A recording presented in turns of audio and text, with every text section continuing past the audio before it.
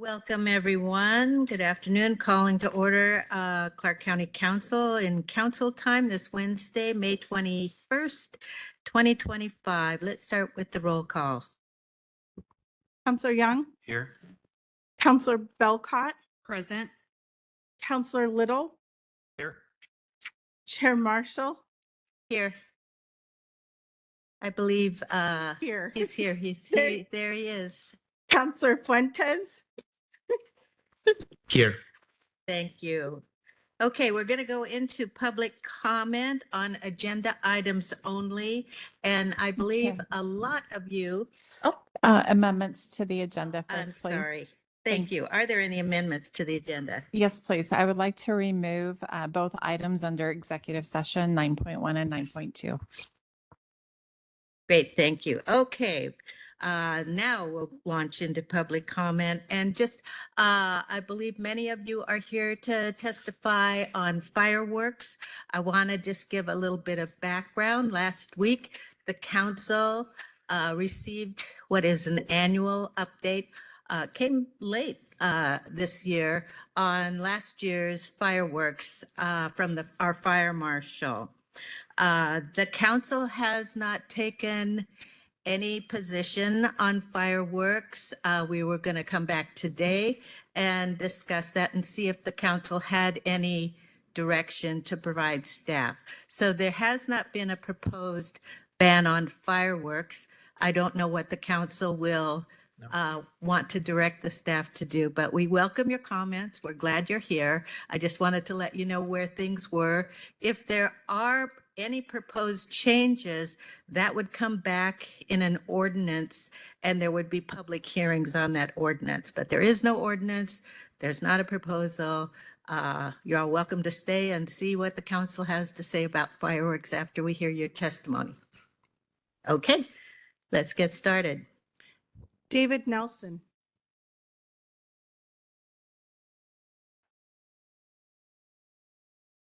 Hey, Council. My name is David Nelson. I live in Clark County off of 99th Street in Orchards. So I'm going to get to the point. I'm all against the fireworks. So I'm tired of hearing these fire engine sirens each time. I'm getting tired of hearing house fires, field fires, garbage left over from the fireworks. I see the trash up till fall. So I want to see these fireworks banned because I'm just saying the city of Vancouver is going to be annexing this in. I'm all for that. They're going to automatically ban the fireworks. So let's get these banned. So, and then New Year's Eve, I'm all fine for it because it's dry during the 4th of July and during New Year's Eve, it's all wet. So I'm all for banning them on the 4th and all for it for the New Year's Eve. Thank you very much. Bruce Jolly,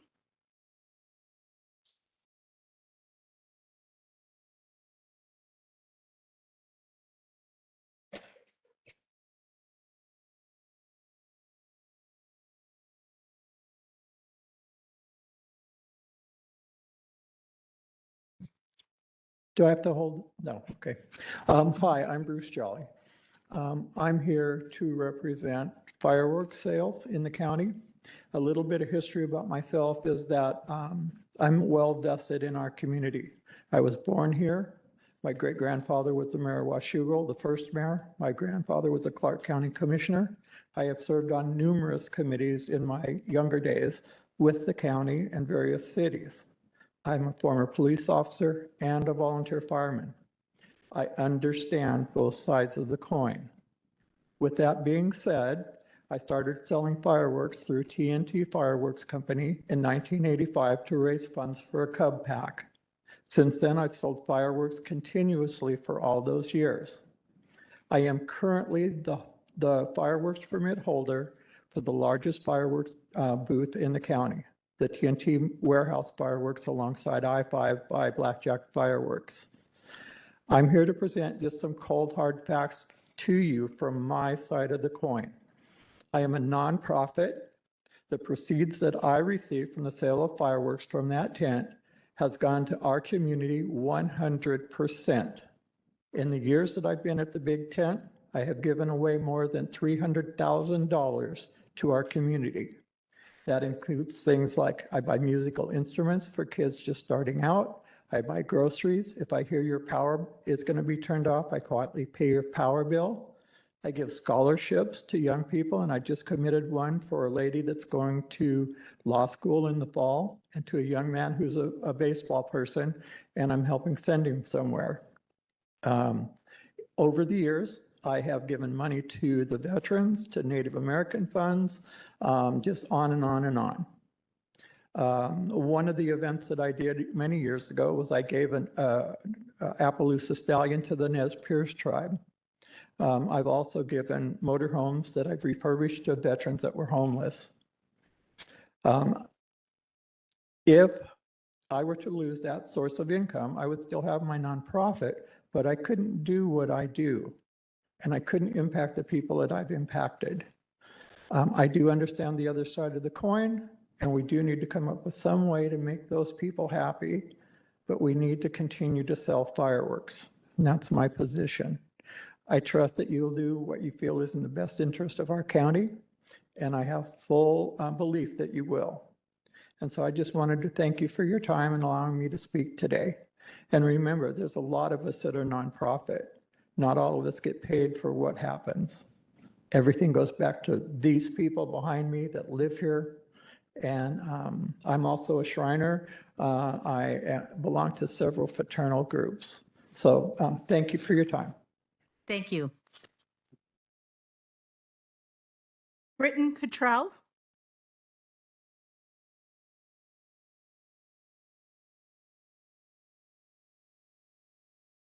Thank you so much, council members. My name is Britton Cottrell, and I work with TNT Fireworks. We are based here out of Tacoma, Washington.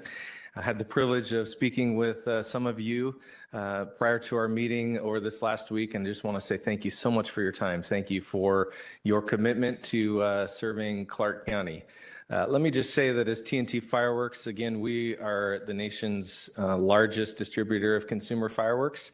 And our commitment is to safety and education and quality. And as mentioned before, we want to, work with the county on solutions, not just solution for this year or this month, but long-term solutions that last.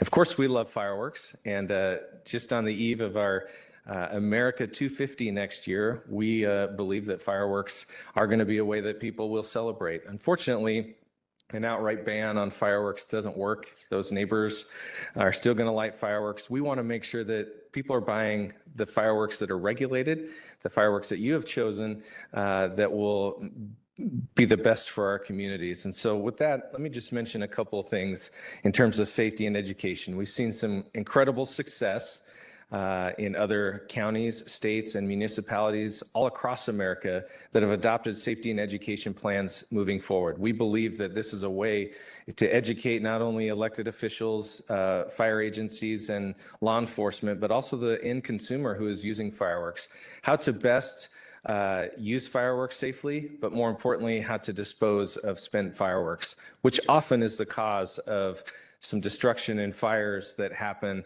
in the season because people don't properly dispose. I've mentioned before about the National Fireworks Bucket Brigade that has been working in so many communities. There are safety and education materials that are free that the county can use. And we just believe in that robust safety programming that could partner with the county to work with you to work on safety and education messaging. As Bruce mentioned, most of the people who sell our fireworks in our tents and our stands around your county are nonprofit organizations. They not only benefit from the program, they are the operators of that program. They live in your communities, they give back to your communities. And so we would just ask that you, make great consideration to those groups that are working so very hard for their community. And then finally, just an emphasis and a commitment to you that our company gives, saying that we want to work with you. We want to be a part of the solution and not the problem. We look forward to conversations and being able to partner along with you to great solutions for the future of Clark County and the state of Washington. Thank you so much. Thank you. Sally Snyder.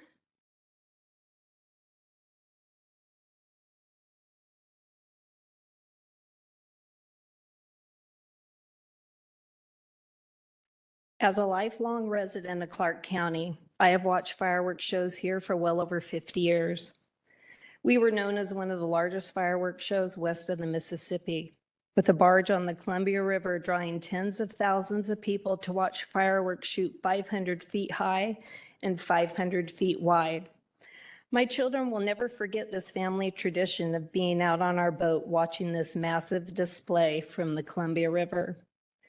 As my children got older and started participating in sports, I became a soccer mom, spending hundreds of hours volunteering. Fundraising was an essential part of being a team mom, so we had fireworks stands to raise money.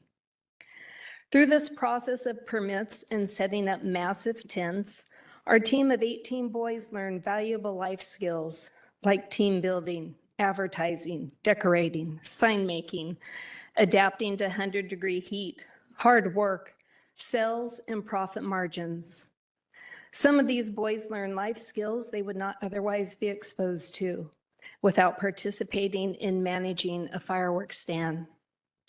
Our fireworks stand was projected to profit $12,000 to $20,000 for youth soccer. That goes a long ways towards soccer gear, registrations, sponsorships, out-of-town tournaments, training camps, and more. By banning fireworks, you will harm these kids. You will harm the low income who can't afford soccer for their children. You will harm our community and our county that has celebrated with fireworks for over 50 years. I encourage all of you to do the right thing this time and keep fireworks. Thank you. Thank you.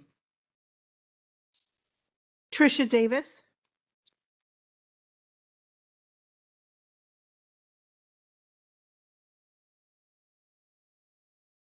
Hi, good afternoon. Thank you for letting us speak. My name is Tricia Davis, and for full disclosure, I am a Battleground City Council member. However, today I'm here as a resident and a taxpayer and a just plain good old mom. I would like to voice my opposition to any type of ban of fireworks for Clark County.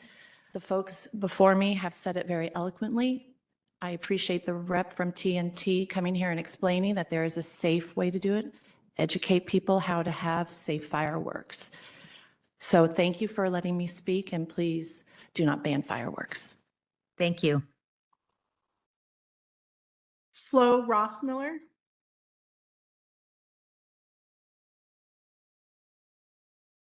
Hi, my name's Flo Rossmiller. I just want to say that I would like to preserve our rich tradition of celebration, as well as supporting nonprofits in our community. So I'm opposed to any change to our current laws. Thank you. Thank you. Carmen De Leon.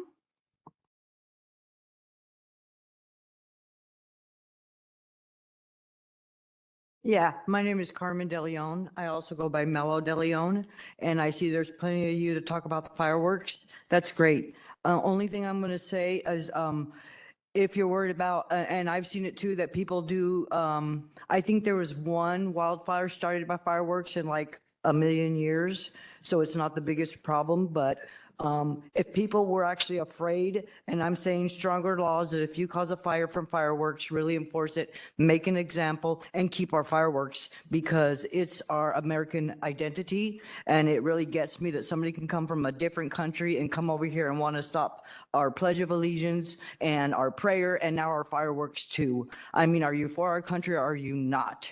You know, are you trying to just totally forget about Americanism and bring in the New World Order? Is that why we're getting representatives from different countries who don't respect the Pledge of Allegiance and our country? That's embarrassing. Anyways, so it says here legislative whatever 8.1, and that's why I brought this. The only reason I am disabled And I have to remind people that I am disabled because of an illegal who came here and destroyed my body. He's still in this country. And that's why I say automatic deportation for anybody who commits a felony in this country. And the worst part about it is now I have PTSD because of it. And I've told them about my disability. And yeah, some people put, oh, you can see a blind person with their walking cane and you don't trip them because you know they're disabled. But I don't have anything to show you I have PTSD. I have to tell you, you're going to trigger me. And instead of respecting that, this person who is obviously Personal up here attacks, triggering please. me, and it has happened in the past where I get triggered and then they want to kick me out after I told them I have PTSD, stop making faces at me, stop making rude gestures at me, stop interrupting me, and stop triggering me, okay? And then don't kick me out because I've been triggered. So anyways, I would like to see some professionalism from our so-called professionals, but it's a joke over here, and I do consider it mental illness when you go to college and get a degree in leadership, but it should be, I got a degree in political science and a minor in leadership. But this guy got a certificate in leadership and nothing else. Okay, Carmen, So he just please, wants to no be telling people personal what to do. attacks. I'm just, with the tax? No personal attacks. I'm not, I'm just saying, for example, who would go to college And to it's not get on the a, agenda. yes, can it is. al- It's a mental illness. How do you not It's lead in not on anything? our council But there's time nothing agenda. to lead Please step about. down. Please Just step wants to be down. heard. How pathetic.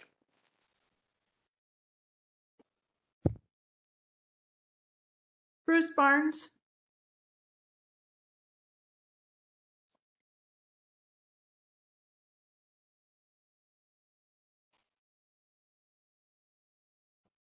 Good afternoon, Council. Thanks for the opportunity to speak. I got a few questions. One is, if they do ban fireworks, how are we going to manage this? Our sheriff's department is absolutely overtaxed, number one. Our fire department couldn't go to it because they're dealing with all the fentanyl in the community and people laying on the ground dying of that. So I'm trying to figure out who's going to put out the fires and who's going to stop people from shooting them off, right? All I do is see firefighters out, unless they're at the grocery store with 5 of them walking through the store, doing the stuff with the fentanyl that, of course, this county is doing nothing about. Our state legislators have made it legal for everybody to have this on them. So I think what we need to do is have a fund for a fireworks show again, right? And I'll tell you why, because I go down to Portland every year and I've been all over to different fireworks shows. My friend owns a bar downtown. He actually owns 4 of them. In one evening for 6 hours, he made $100,000. His business did $100,000, along with many, many other businesses. They had live music going. They had DJs down at the waterfront for the last 2 years in Portland. People were having fun, no issues. Everybody's spending money, right? That's what this community desperately needs, especially the business people. Those are the things I would be looking at. How can I help my business people in the community? And honestly, quit being fun suckers. Man, this community has turned into a fun sucker zone. We don't have any public events anymore. We don't have any live music shows really down at Esther Short Park that, the majority of young people would want to see. We have a beer fest, Okay, so you let everybody get drunk and drive their cars home. You provide heroin clinics for people to go get free needles. What's more dangerous, fireworks or drugs and alcohol? I'm just saying we need to think differently here in this community, and it's up to you elected representatives to use some common sense when we're doing this. I mean, when I look at all the charities that help out young kids, I was one of those young kids. I played at Alcoa Little League. Fireworks stands is what we had to supply uniforms to all those kids. I got to go to the World Series of Little League, something that I'll never, ever forget, right? Because people volunteered their time and thought that, hey, let's give kids something to do to keep them out of trouble. We don't do that anymore.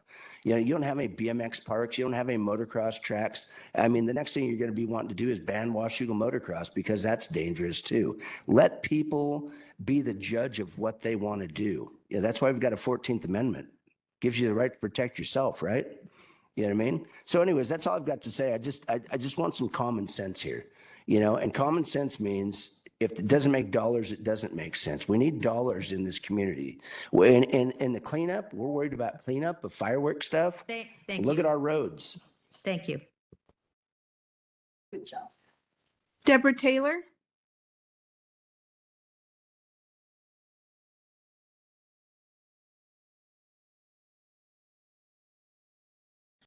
Good afternoon, Council. Thank you for allowing us to speak.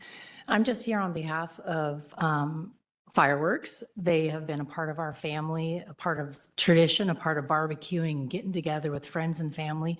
In the past, enjoyed them as we would rent a hotel room at Red Lion across the river and lay out our blankets and enjoy the big show.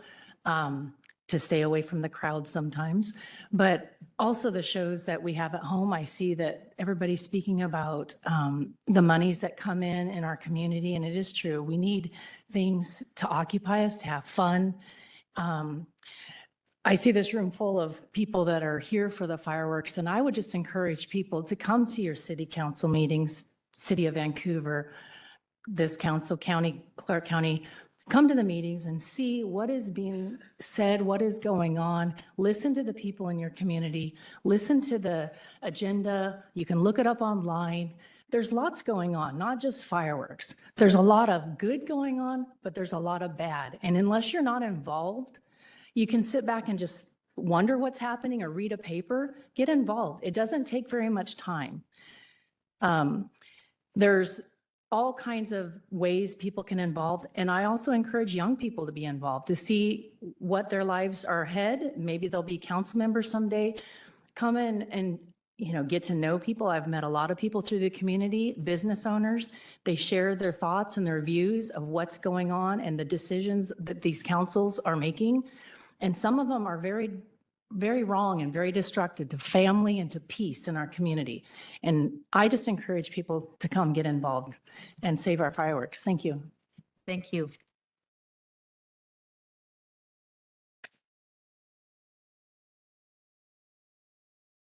Michael Tribalhorn. And please forgive me if I say your name wrong. I just thought it was a science. Okay. You don't have to testify. Jim Jones. Same thing. John Lawrence.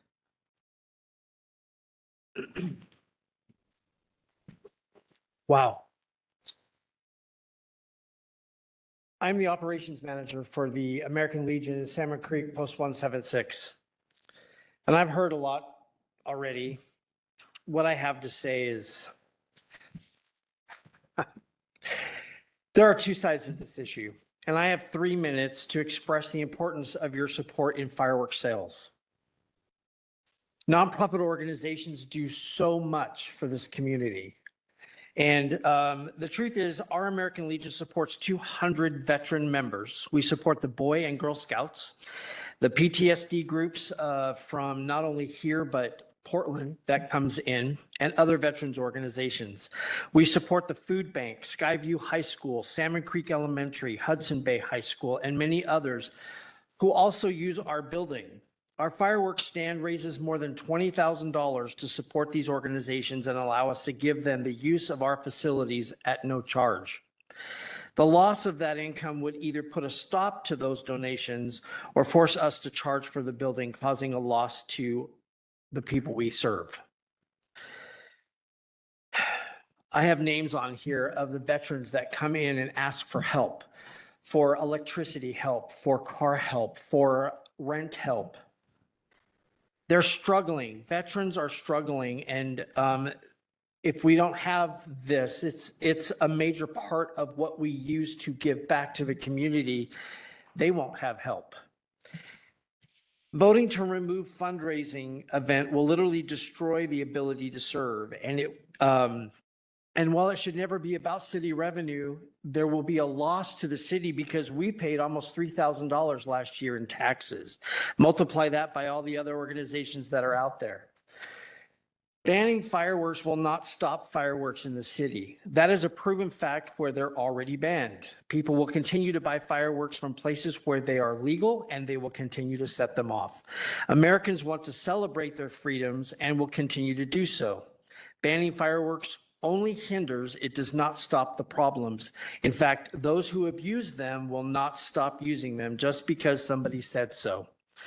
I encourage you not to ban fireworks, but to create accountability. There are issues on both sides of this. I don't like the trash either. I don't like the noise. But you know what? It's okay, because if we use accountability, fines, whatever it takes, and enforce those things, we can make a change. Use the safety that TNT was talking about. Make those changes. We, the people, are asking you to remember the Constitution of these amazing United States, to protect our freedoms and to bring accountability to those who abuse our rights. Thank you. Thank you. David Crawford.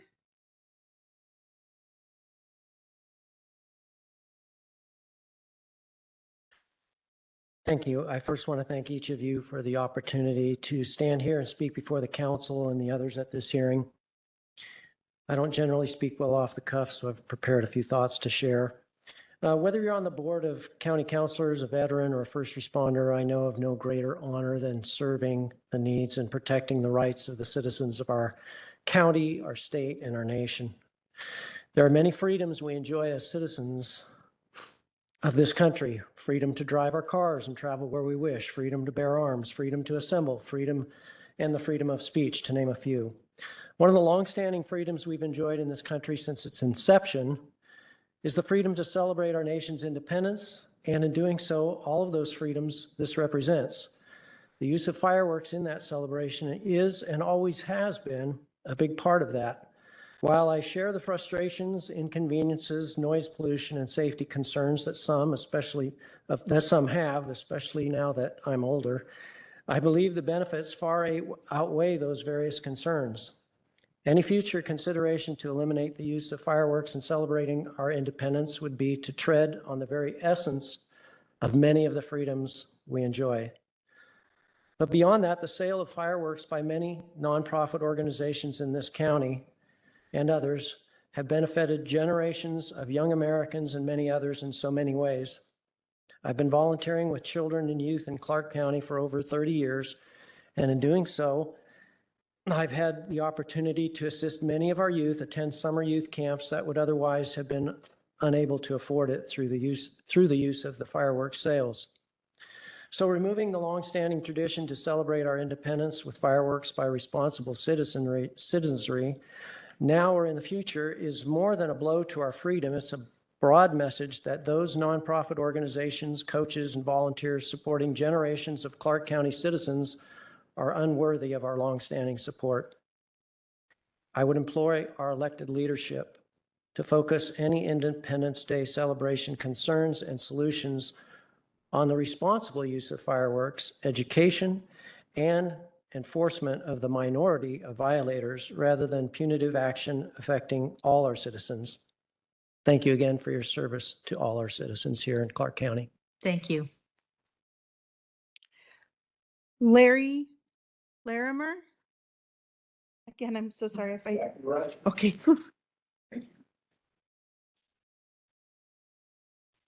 Council, thanks for letting me have an opportunity to speak to you for a moment here. I was really happy to see the Declaration of Independence on the wall over here. And that's one of the things I remember when I'm not affiliated with any fireworks sales representative company or anything. I'm a happy customer and user of fireworks, just as I'm also a happy target shooter and user of the Second Amendment. I'm a member of Clark Rifles, I think it's the best gun club in Clark County. And I'm a range safety officer there because I really believe in safety. So much so that I had a fire service and EMS career that spanned 45 years. I started as a firefighter in 1973 and retired in 2018. I held the positions of firefighter, paramedic, fire captain, paramedic. I was a life flight paramedic for 8 years. I was an assistant chief, deputy chief, interim chief, while my boss had left and they were searching for a new chief because I did not want that job. That's a political job and I'm not very political. And then I finished my career as a battalion chief on shift. So that 45 years of service, I had such a great time providing service to the communities. I never, now I know this is anecdotal, but I never responded to a fireworks injury in 45 years.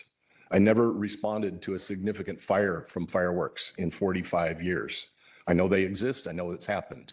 But I'm just saying, you would think that someone who served in those capacities for 45 years, I would have gone to one of them.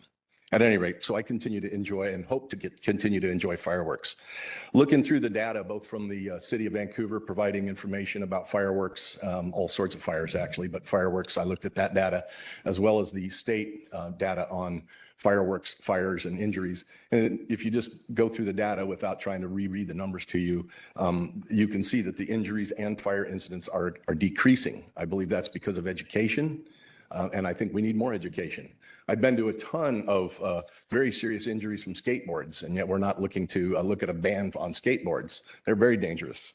I just think that there's many things that we might consider doing. I also hate the trash. My neighbors get together, neighbors that we only wave once in a while at each other when we drive by, but on the 4th of July and on New Year's Eve, we'll get together in the intersection near our homes. We have a little bit of time and fun, and we get to set off some fireworks. I'm a corny American who still sees the rocket's red glare and the bombs bursting in air. And I think of all the men and women who've served our country in the military, saving our freedoms. I ask you to save our freedoms for getting to enjoy fireworks and continue to do that in this county. Thank you. Thank you. Brian Owens.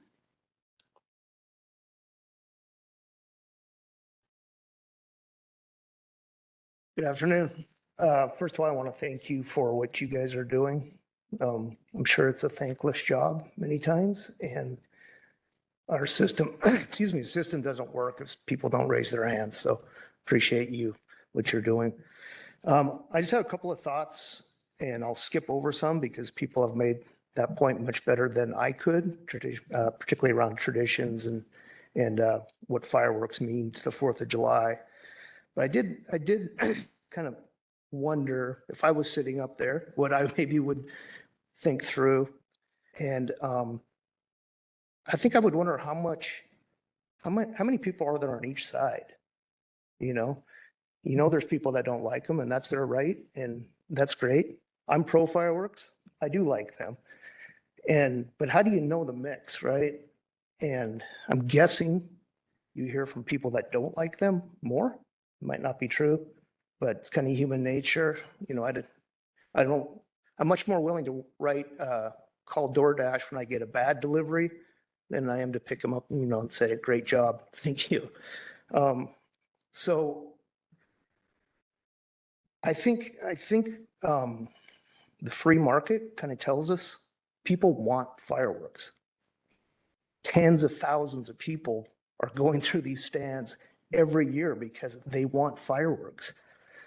And as soon as they don't want fireworks, those stands are going to go away because people don't want them. People are telling us they want fireworks because they come out in droves every year to buy them. So that's maybe one thing I would think about. And then the other thing I was thinking about is, if I did my research right, you can shoot off fireworks in Clark County for 22 hours a year, 4th of July and New Year's combined. There's 8,760 hours in a year. So that means it's 0.002, 0.2% of the year that we can use fireworks. It's such a small amount of time, and I would hate to see people lose all of these traditions, all of the fundraising, everything that comes along with it over 0.2% of the year. Thank you. Thank you. My average is 300 a year, Royce Owens. $300 from every customer.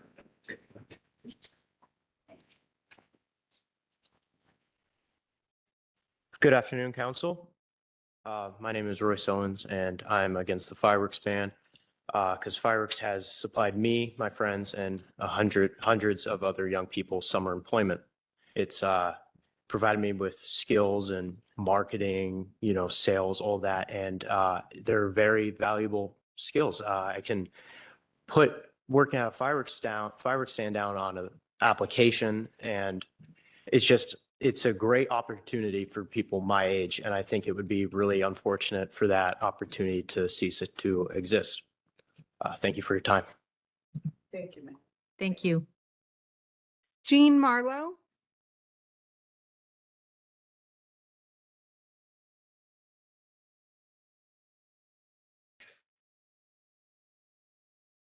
Good afternoon, Sue, Michelle, Glenn, Matt, and Will. Thank you for allowing us to speak today. As we all know, fireworks are a hot topic. People either they seem to like them or they don't like them. They hate them. They seem to fall into two camps. As you're all aware, that you rarely hear from the pro firework people.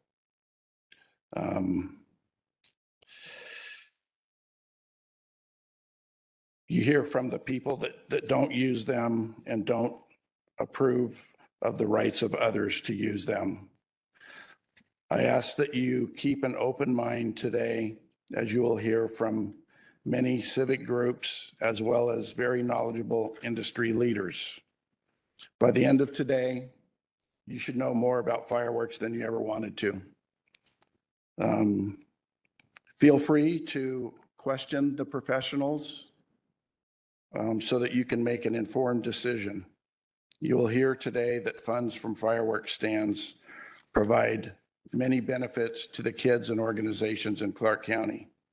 We've worked with, in the past when this came up, we worked with past Fire Marshal of Clark County, John Dunaway, and we got together with him. And in the past, the fireworks permit was about $100. We worked with him and agreed that they could also charge us an additional fee for our tents to make his budget whole. And then we also collectively worked together to educate the public. We are the best people to do that, the stand operators. That's the point of sale where those people that are buying and going to be using those fireworks, that's our time to educate them. Give us the opportunity once again to do that. When we did that in the past, John told us that we made a marked improvement, that complaints were way down, that our efforts worked. We are happy to work together with you folks. We shouldn't oppose each other on this. There are so many benefits. There's, like people have said, there's two sides of this thing. There's pros and cons. There's the mess. There's all that kind of stuff. But there are these other things that you are hearing about today that maybe you haven't heard in the past, how these funds positively affect so many organizations in our county. Reach out to us. Let us work with I know you have a new fire marshal now that, probably doesn't know much about fireworks. Anyway, give us the opportunity to work with them. Thank you. Thank you. Tamara Carrier.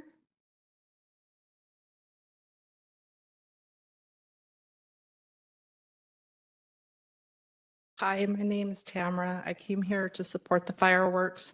I thought I'd be signing something. I didn't know I'd be speaking. But since we can talk or speak up, I wanted to just say, please save our fireworks. Please don't ban all of them. Thank you. Thank you. Jeff Miller.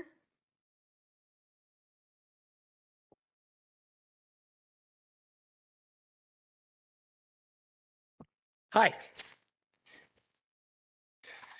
Thank you for letting me talk. My name is Jeff Miller. I'm in Yacolt, Washington. I was born and raised in Clark County, 47 years. I've lived here all my life. I have a wife and two daughters in high school at Battleground.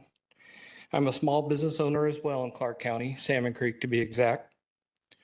Both daughters are athletes for the Battleground equestrian team.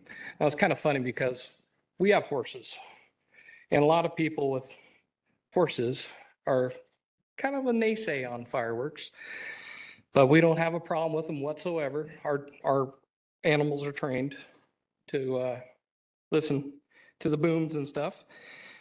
My daughters are in Wasatch. It's Washington High School equestrian teams. It's teams all across Washington State. There are 7 districts. Happen to be in District 3, combined with Kelso, Woodland, Enumclaw, North Thurston.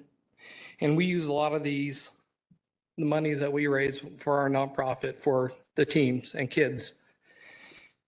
Our biggest fundraiser today is the fireworks stand. The fireworks stand generates approximately 1/3 of the cost to run a team.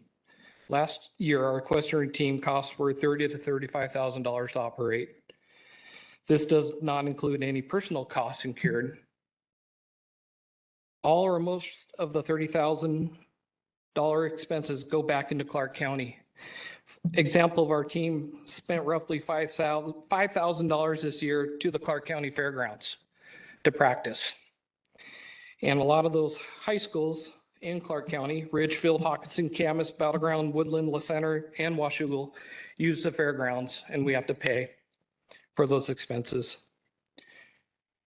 We are here today to plead that you consider not banning fireworks altogether, but come up with a possible solution that everybody wins. The equestrian team brings and builds community for all. It teaches responsibility, commitment, and gives us space for personal growth for our children and their families. Without the fireworks stand as an option for fundraising, the community will suffer as a whole. The equestrian world is growing at a rapid rate and has good business for Clark County and the state of Washington. Let's strive to work on a solution that continues to invest in our children and their community. Thank you for your time. Thank you. Kim Brooks.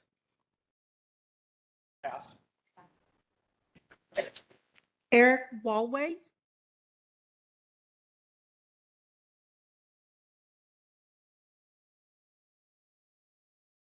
Thank you guys for being here today and just hearing us out. I'm probably going to just ramble a little bit because that's what I do when I'm in front of a speaker, but hopefully you guys have heard the benefits that the fireworks in Clark County have been for different organizations. I personally run a nonprofit youth group of athletes that if we didn't have our funds to give them, they wouldn't get to where they need to go. We've supported not only my group, but 3 other groups of young athletes that wouldn't be able to go to tournaments, wouldn't be able to benefit from what their families can't afford. If you guys have any kids in sports, you know the cost. I personally have kids that are athletes. If we didn't run the fireworks stand and get the benefits of that, my kids wouldn't be able to do what they're doing now. I've got a son who's a sophomore in college, full ride. I don't have to pay for that because he had the opportunity to go to national tournaments, to be seen by coaches, to fulfill his dream and his future. He gets an education paid for because of what we've benefited from. My daughter's graduating next month. She's going to get a full ride because she's been able to go to these national tournaments that, I'm not a rich guy, but because we do this firework fundraiser, along with a lot of other people that are here, you're going to hear, about the benefits and the fundraising and the nonprofits. But I've personally benefited from those. My kids are going to be in school, getting an education. We just went down to the US Open wrestling tournament in Las Vegas. My kids got to compete against our Olympic athletes. Who gets to do that? I can't afford that. Not many of us can. But because of what we get to do and the giving nature of the organizations that put the fireworks together and spend their money to bring fireworks into our community, we've benefited and we've helped other young kids benefit from that. There's a lot of athletes that don't get to their dreams because they can't afford it. Their families can't afford it. This is just one thing that helps accomplish those goals. I hope you guys take this stuff into consideration. Thanks very much. Damon McPherson.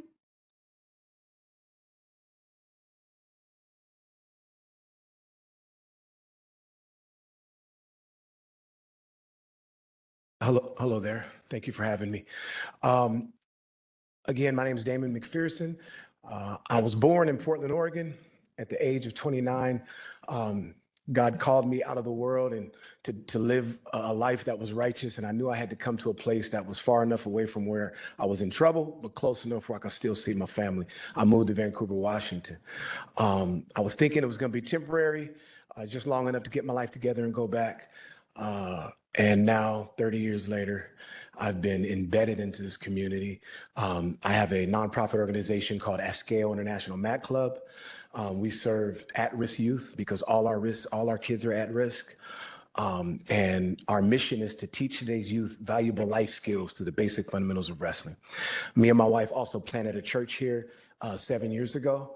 And so we are absolutely committed to this community. Our whole family has moved here, my mother and father, my sister, my children, and we are vested and we ain't going nowhere. We've planted our flag.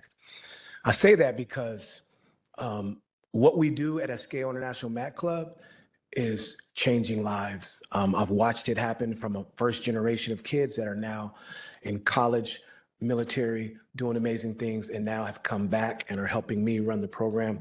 We started a STEM piece from one of the kids who graduated, who lived with me, raised in a drug-infested home, got a double engineering degree, has come back and now will help me plant a STEM portion at Ascale International Mat Club. Last year we ran 3 fireworks stands, which, because we don't have any grants, was about 38% of our funding.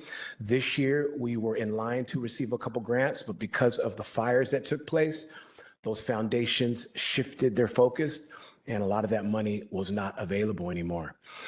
When I caught wind that there's a possibility that this money may not be there, I felt my responsibility just to come and to share how important this is to our community and to our young people. We do create champions in life. It is not about wrestling. It is nothing more than a vehicle that we use to teach kids how to win, how to lose, how to suffer, how to go through hard things and use them to become better people. And so I think we need to be solution-minded. We are putting together a team this year of our young people who they don't have a choice, to come and help clean up on the morning of the 5th. And so I'd like to have some of those conversations on how our organizations can play a part in the solution. Thank you, guys. Thank you. Stephen Wright.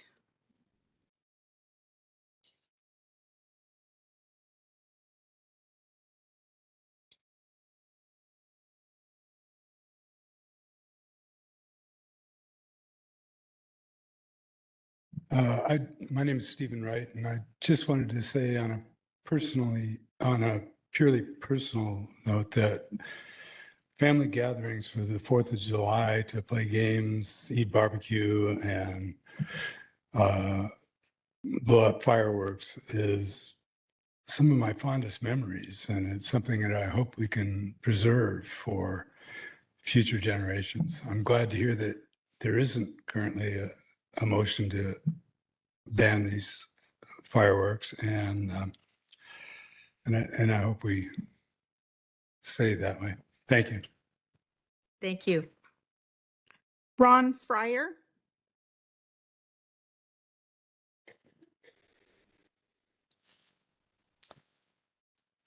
Good afternoon. My name is Ron Fryer. I've been a resident of Clark County for well over 40 years. Moved up here because this is a great place to raise kids. And I've become involved with the Shriners and was president of the Gateway Shrine Club here in town, a very active group. And we've had a fireworks permit for many years and have raised money for our own expenses, but the bulk of our money that we raise goes to the Shriners Hospital in Portland, which serves the greater Vancouver area. And one of the places that one of the reasons we support Shriners Hospitals is because they have a sports clinic over there that's open 5 days a week, and anybody can go in there with a sports injury. There's never any reason to fear going in there because of money, because Shriners Hospital treats children according to their family's ability to pay. If they don't have the ability, they don't pay. So also Shriners Hospitals has the best burn clinics in the world. We have people coming from all over the world to the burn clinics. There's 4 of them in this country. And the money that we raise also goes to those burn clinics. Altogether, we donate well over $20,000 to the hospital and another $10,000 just to the burn clinics from the money that we raise. And our fireworks permit is a good portion of that money.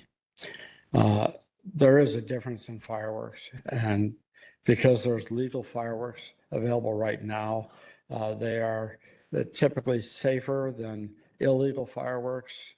I know when I was a kid, I always used to like the M80s, but I think it would be far better to have legal fireworks that are deemed safer than having illegal fireworks. And if a fireworks ban goes into Clark County, then I think the only fireworks that are left are the ones that are illegal. And so in the interest of safety and protecting our children, we need to have fireworks available, legal fireworks available in this country. And thank you. Thank you.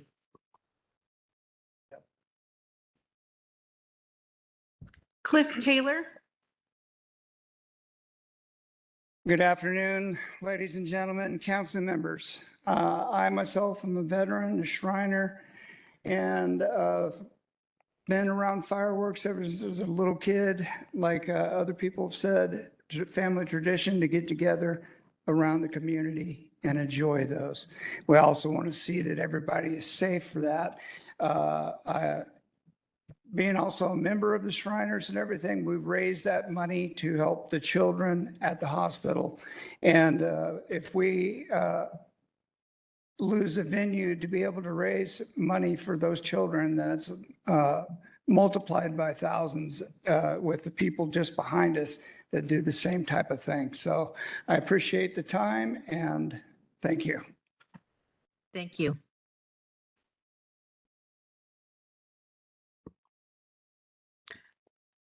I know that there were some people that had came in after I had grabbed the sheets. If you didn't get a chance to sign up and you'd like to speak, can you raise your hand? I see 3. Okay. 4. We want to come up one by one. State your name, please, for the record, spelling your last name, and go ahead with your comment. Okay, my name is Adam Calderon, and I am also known as Kafreakin Boom. I'm a real pyro, and I'm not here to argue against any of the safety concerns you guys have. The only thing I have here is, can you please, the council? Yeah.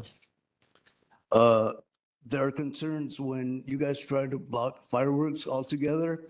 The dangers are what's going to happen when the police goes to a place and stop and confiscate fireworks. The people hide their fireworks. Where? In their garage next to a box of nails or in the closet. And when the firefighters go in in case of a fire, they're going to be injured. And we have proof of this. I have all references here. There will be black market fireworks. There will also be bigger fireworks that you don't want. I was at the reservation and one of the rockets went up and I was enjoying it, but it hit one of the stands and it blew the corner apart. So very easily could happen to a house. And it's only 1 hour away. And people, if they don't get these fireworks, they're going to get fireworks. You're not going to stop it. In Vancouver, you guys are trying to stop it. Has it stopped? It hasn't. It won't, because this is all psychological. It's an addiction. And we have other ways of stopping it. And that is by working together. And here are different ways that we can stop it. The American Pyrotechnic Association has recommendations, and they will also work with you to teach you, like about fireworks, because I don't think that a lot of the personnel are trained to go in and confiscate fireworks, because some homemade fireworks are made from sparklers, tennis balls, and just squeeze them a little bit and they blow up. So try to confiscate one of those, and then it's injury to the firefighters. And you cannot, have that be, I don't know who's going to send in the firefighters, I don't think the insurance even covers that for a firefighter.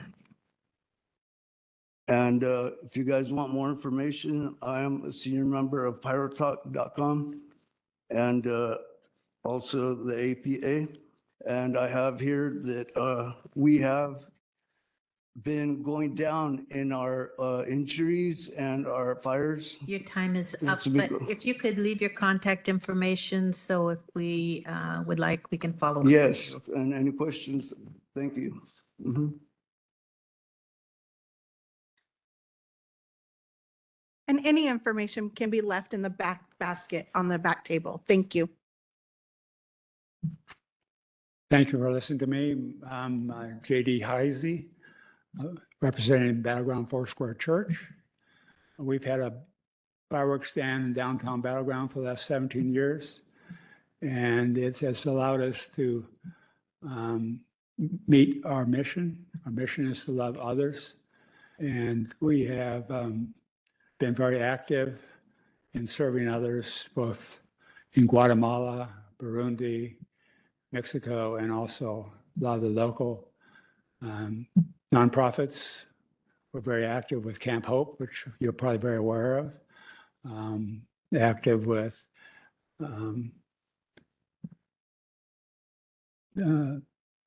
Food Bank and Battleground and various others. So it's the funds that we get from our fireworks stands, about 20% of our annual income, and for our church, and it all goes to service to others. So we wish that you can get a good solution to continue to have fireworks. And thank you. Thank you.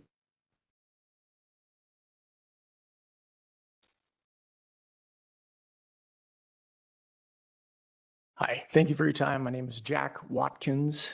I am a local pastor in Vancouver, been here about 10 years.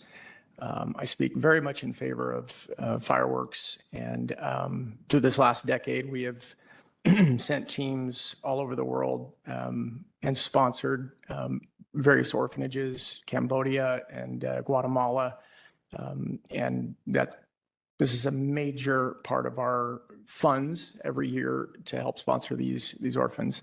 And so I just wanted to speak in favor of it. And plus I'm a product of the 80s.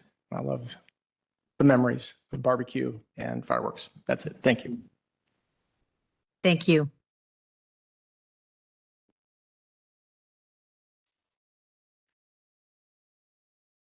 Good afternoon. Glenn Kincaid. I'm Precinct Committee Officer of 940. I've been here since 76, and I'm an excavation contractor and I prepare for the 4th of July, whether it's me or somebody else having events, so that I could help my neighbors and I could pump water and we can keep things safe. I used to blow stumps for a living in this county, and it was nitro fertilizer and dynamite. 10 cans of it, and a 10-foot stump would go 300 feet. You got to be safe. And 2 years ago, you guys stopped fireworks. We were all in agreement to that. It was too dry. Last year, there was no fires. We need common sense solutions to this. If it was really hot all the way through from now until the 4th, then you have the right to cancel it. And that's how we ought to leave it. The fireworks people did not fight the county 2 years ago. And last year, it was so wet and green, you couldn't have started a fire with a blowtorch out there. So common sense. Thank you. Sir, I'm sorry, I didn't get your name for the record. Glenn Kincaid. Thank you, sir. Thank you.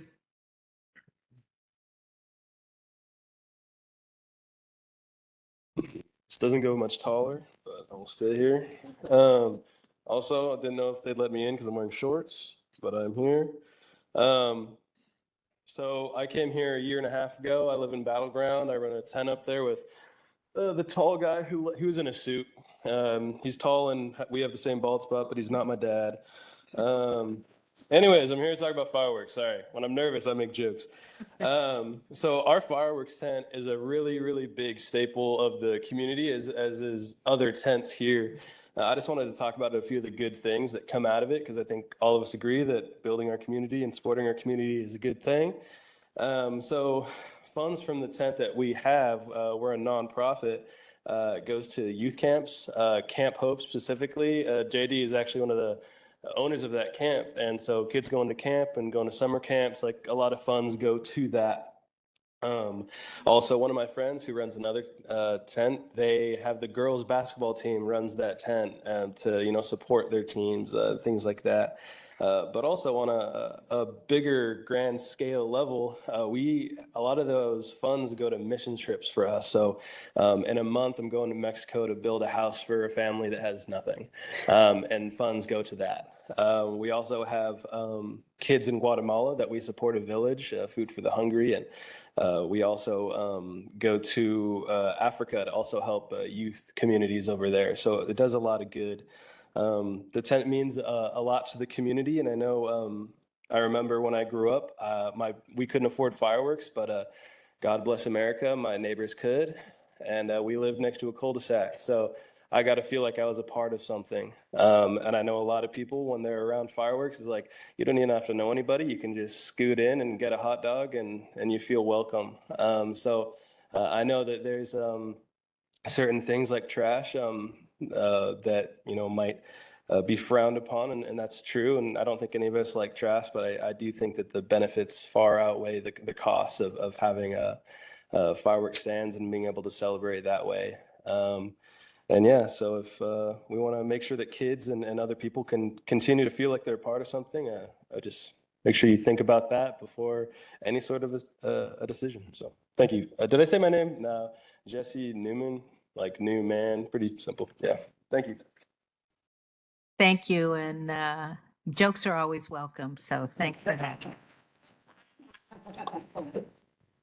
Does that conclude everybody in the audience? We have several people online as well. Okay, let's take them. Caller, you've been sent a request to unmute. Please, Wendy, can you go ahead and state your full name for the record and go ahead with your comment? Yes, Wendy Cleveland, Sierra Club, Old Business 4.2. I was also born in Clark County and I've lived here my whole life. Not that I think that matters. This is crazy.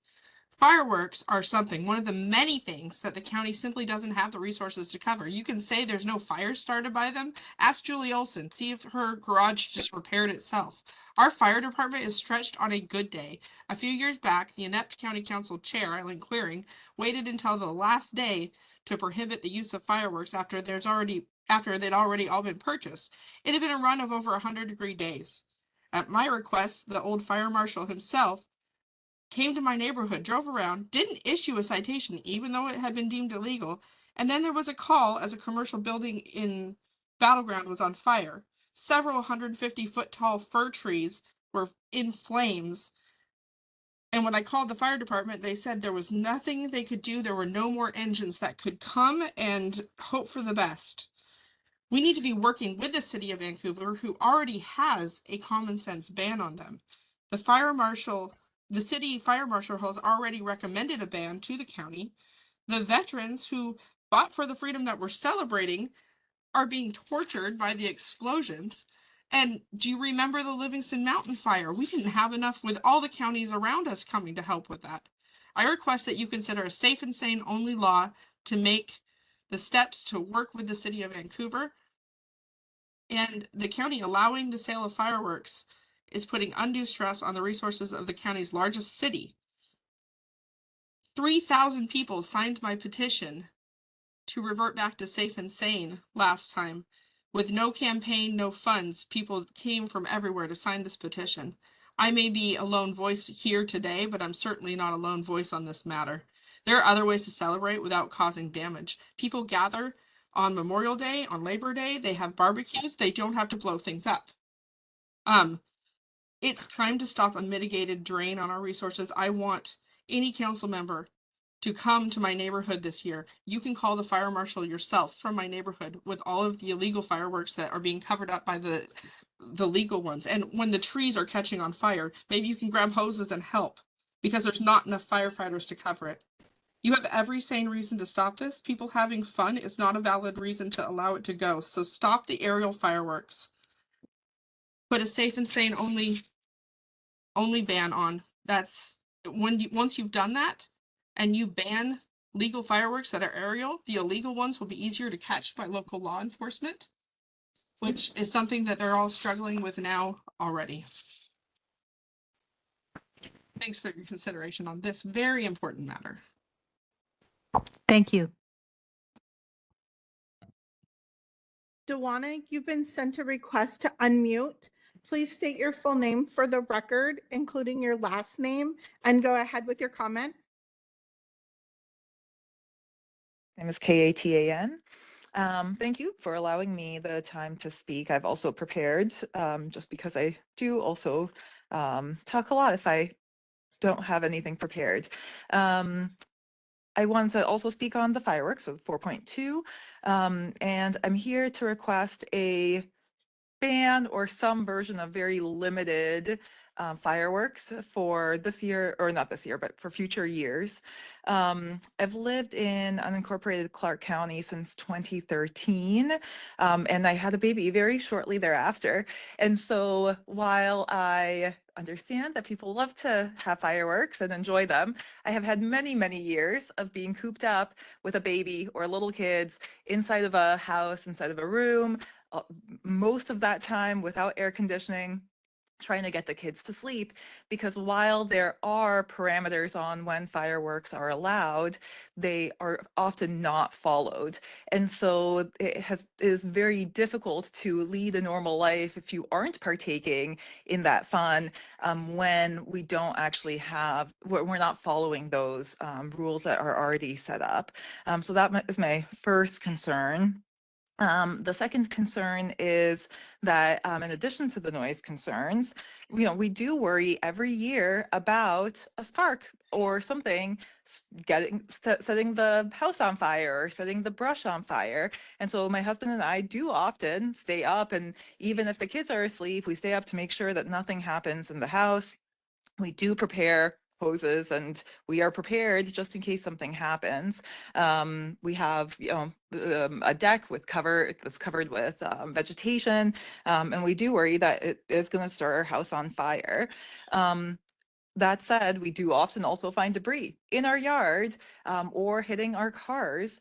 And while I think that our neighbors are very considerate, and I am happy to say that they are very considerate, there's just no way to completely avoid that situation. I did listen to the work session and the information from the fire department, and it really sounds to me like having an effective strategy includes having a one set message across the area. And so my request is to have the same restrictions ideally a ban across the whole area for that reason. Now, I'm not completely opposed to a more nuanced approach, like weather, as some people have suggested, or occasion dependent, but it seems like there is a lot of confusion there. And it just doesn't seem to be very enforceable. So it sounds like the way to minimize our use of resources is to make it most enforceable.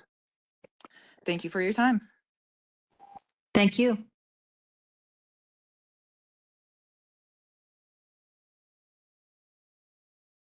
Caller, you've been sent a request to unmute. Please state your full name for the record and go ahead with your comment. Good afternoon. Kimberly Goheen, Elvin Life citizen of Clark County, Washington, USA. It's our duty to speak and assemble. I'm going to make a quick short statement pertaining to the mental health awareness and how my state of mind is affected when I'm speaking to this council and get interrupted during my 3 minutes to speak, as Carmen De Leon mentioned also. But up there while you're doing the people's business today, and you are dictating to me that I'm not on agenda, but I am proclaiming that as my own mental health awareness to you, and will be putting my concerns in speech and writing and submit it to the public record as to this violation of my First Amendment rights. Now, so I'm going to speak for a generation of people here. In 2019, at the beginning of the pandemic, designed to throw the human race into chaos and conflict, our historical celebration of independence with fireworks were stopped by the Vancouver City Council. And it's an ongoing agenda, and I can qualify this by the fact that they don't want patriotism in Clark County or Vancouver especially. That's proof of it, by the way. The fireworks ended a day of excitement and gathering of thousands of citizens to our historical Fort Vancouver and the nation's largest display of fireworks this side of the Mississippi River. The Clark County Council reasons for stopping fireworks were the lousy excuse of the COVID pandemic and fear of fires. The COVID emergency is no longer a reason to continue a ban to fireworks, and this council must continue our historical heritage of celebrating our freedom and independence, and our memories. We, the people, are speaking up right now and will hold this council accountable for your actions today. We want fireworks at Fort Vancouver this year to prepare for America's 250th anniversary next year. Fireworks do cause pollution, and there's something that can be said that the cities can ban fireworks. Maybe you're not going to get the outside countryside, but have the fireworks down at our historical Fort Vancouver this year, and I think people will be satisfied for that. It's been 5 years now, and we want that right immediately. That's our property down there and our right to celebrate patriotism here in America, especially with the 250th anniversary coming up. So prepare. That's what we need to do. Again, I want to speak about the mental awareness that the people in jail, a lot of them are mentally ill, and aren't we all in one way or another? Okay, thank you.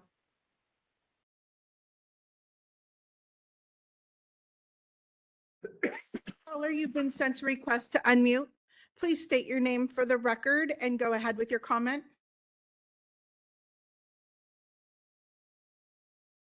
Hello, can you hear me? Yes, we can. Okay, thank you. Hello, Council. My name is Justine Stimmel, and I'm a lifelong resident of Clark County. And every 4th of July, we gather under open skies with our friends and our family to watch and enjoy the fireworks, the burst of colors, the thunder and the sounds. And as we know, fireworks is a symbol, a tradition, and it's our patriotic duty. So when our founding fathers declared independence in 1776, they lit the spark of a bold new idea that all people have the right to be free. And fireworks were meant to be part of that celebration. So from the very beginning of time, 1776, and the dazzling displays that we watch in the sky is also a symbol that liberty is not quiet, and it's courageous and hard-won and loud. So fireworks are not just explosions in the sky, right? They are the echo of cannon fire from the Revolutionary War, the spirit of the people who refused to be ruled, and a tribute to every man and woman who has fought to defend our freedom since. So we celebrate not just to remember, but to teach and to show that our children that freedom must be honored, that independence comes with sacrifice, and that patriotism is a fire we pass from one generation to the next. So today, I ask you to consider the spirit of our people in Clark County, promote firework use and sales, and be present on the lawns you serve. We are a free people that must be celebrated, and let each rocket and sound signal that in this county, self-government is alive, accountable, and celebratory. So may our skies blaze with gratitude, and may our leadership keep the promise first proclaimed in 1776. So God bless each and one of you as you serve, and God bless the United States of America. Thank you.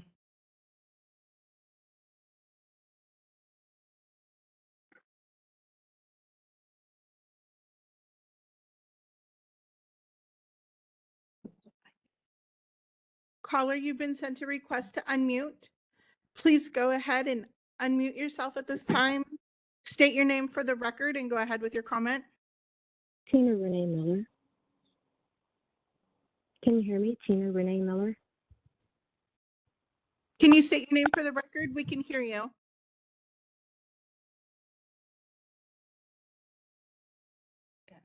You muted yourself. We sent you another request to unmute.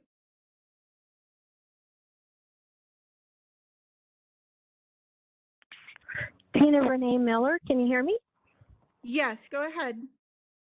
Hello. I'm sorry, it took me a bit to get on. I am a resident of Clark County since '99. My husband and I have our first and only home in Battleground, Washington. We raised our children from 2000 in this home, and we're taxpaying citizens. I think the most I have to offer for this is, oh, say, can you see by the bombs burning light what so Please, no proudly clapping. we hailed at the twilight's last gleaming, whose broad stripes and bright stars through the perilous night. And you know the song. Gave proof through the night that our flag was still there. Oh, say does that star-spangled banner yet wave o'er the land of the free and the home of the brave? Please keep our fireworks free, as we're free people. And please, I had no idea the fireworks sales did so much good in our community. I'm more for them than I ever have been before. Thank God for fireworks that fund so much wonderful things for our children and our communities and our veterans. Have a wonderful day. God bless everyone in my voice, hearing my voice. Thank you. And if anyone else would like to sing their testimony, I would welcome that as well.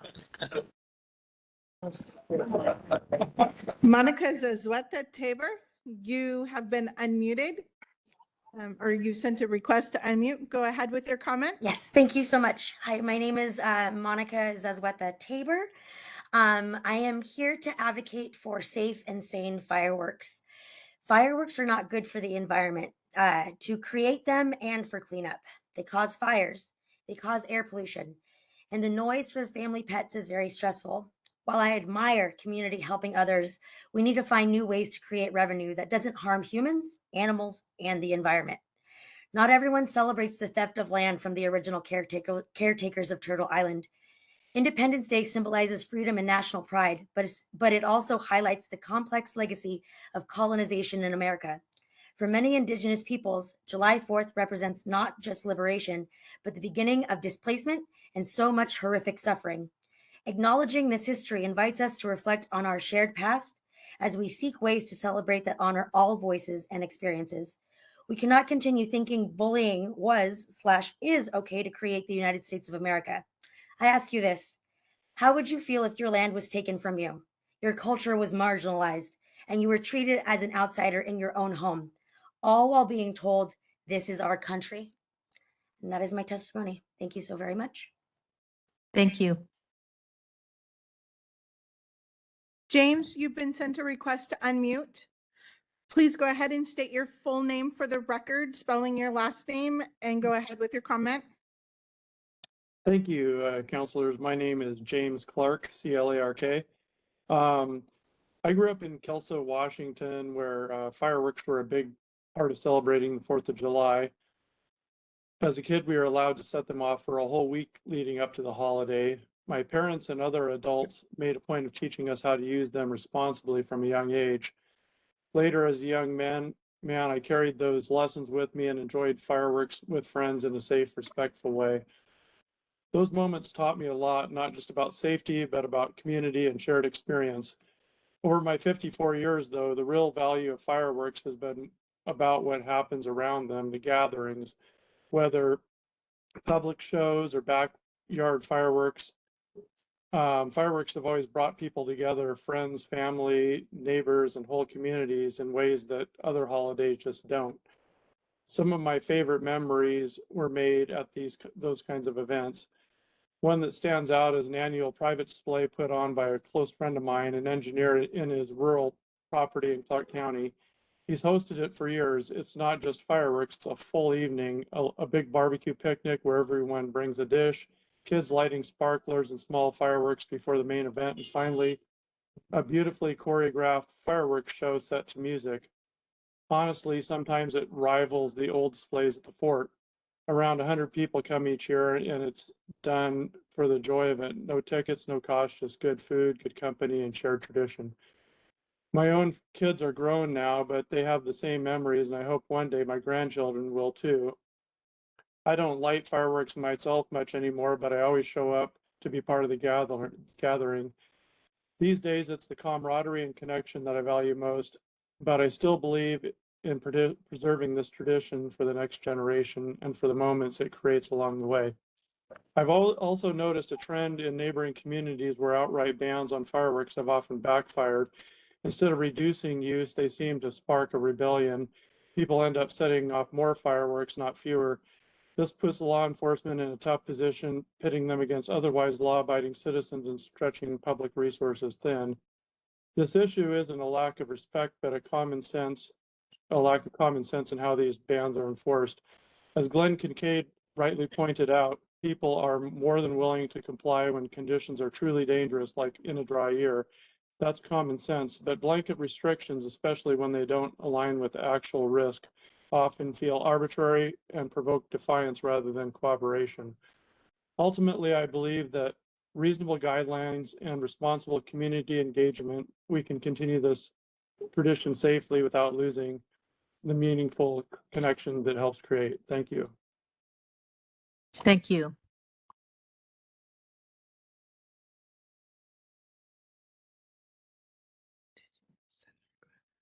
Caller, you've been sent the request to unmute. Please go ahead and state your full name, spelling your last name for the record, and go ahead with your comment.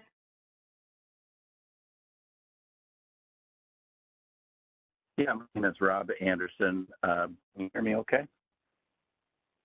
Yes, sir. Okay, so thank you, Council, for properly putting this on the agenda, allowing the public to come and give comment. Unfortunately, you haven't always done that, and it's important. It's important to hear what the people. I can't imagine how you could hear testimonies that you've heard from a very diverse group of Clark County folks regarding this issue and be moved, not see the fuller importance of this. And there's been patriotic aspects that have been mentioned. There's been obviously community development aspects. Not all nonprofits receive their money from government agencies. Many of them are funded by, by these fireworks stands. So thank you for everyone who came out and shared.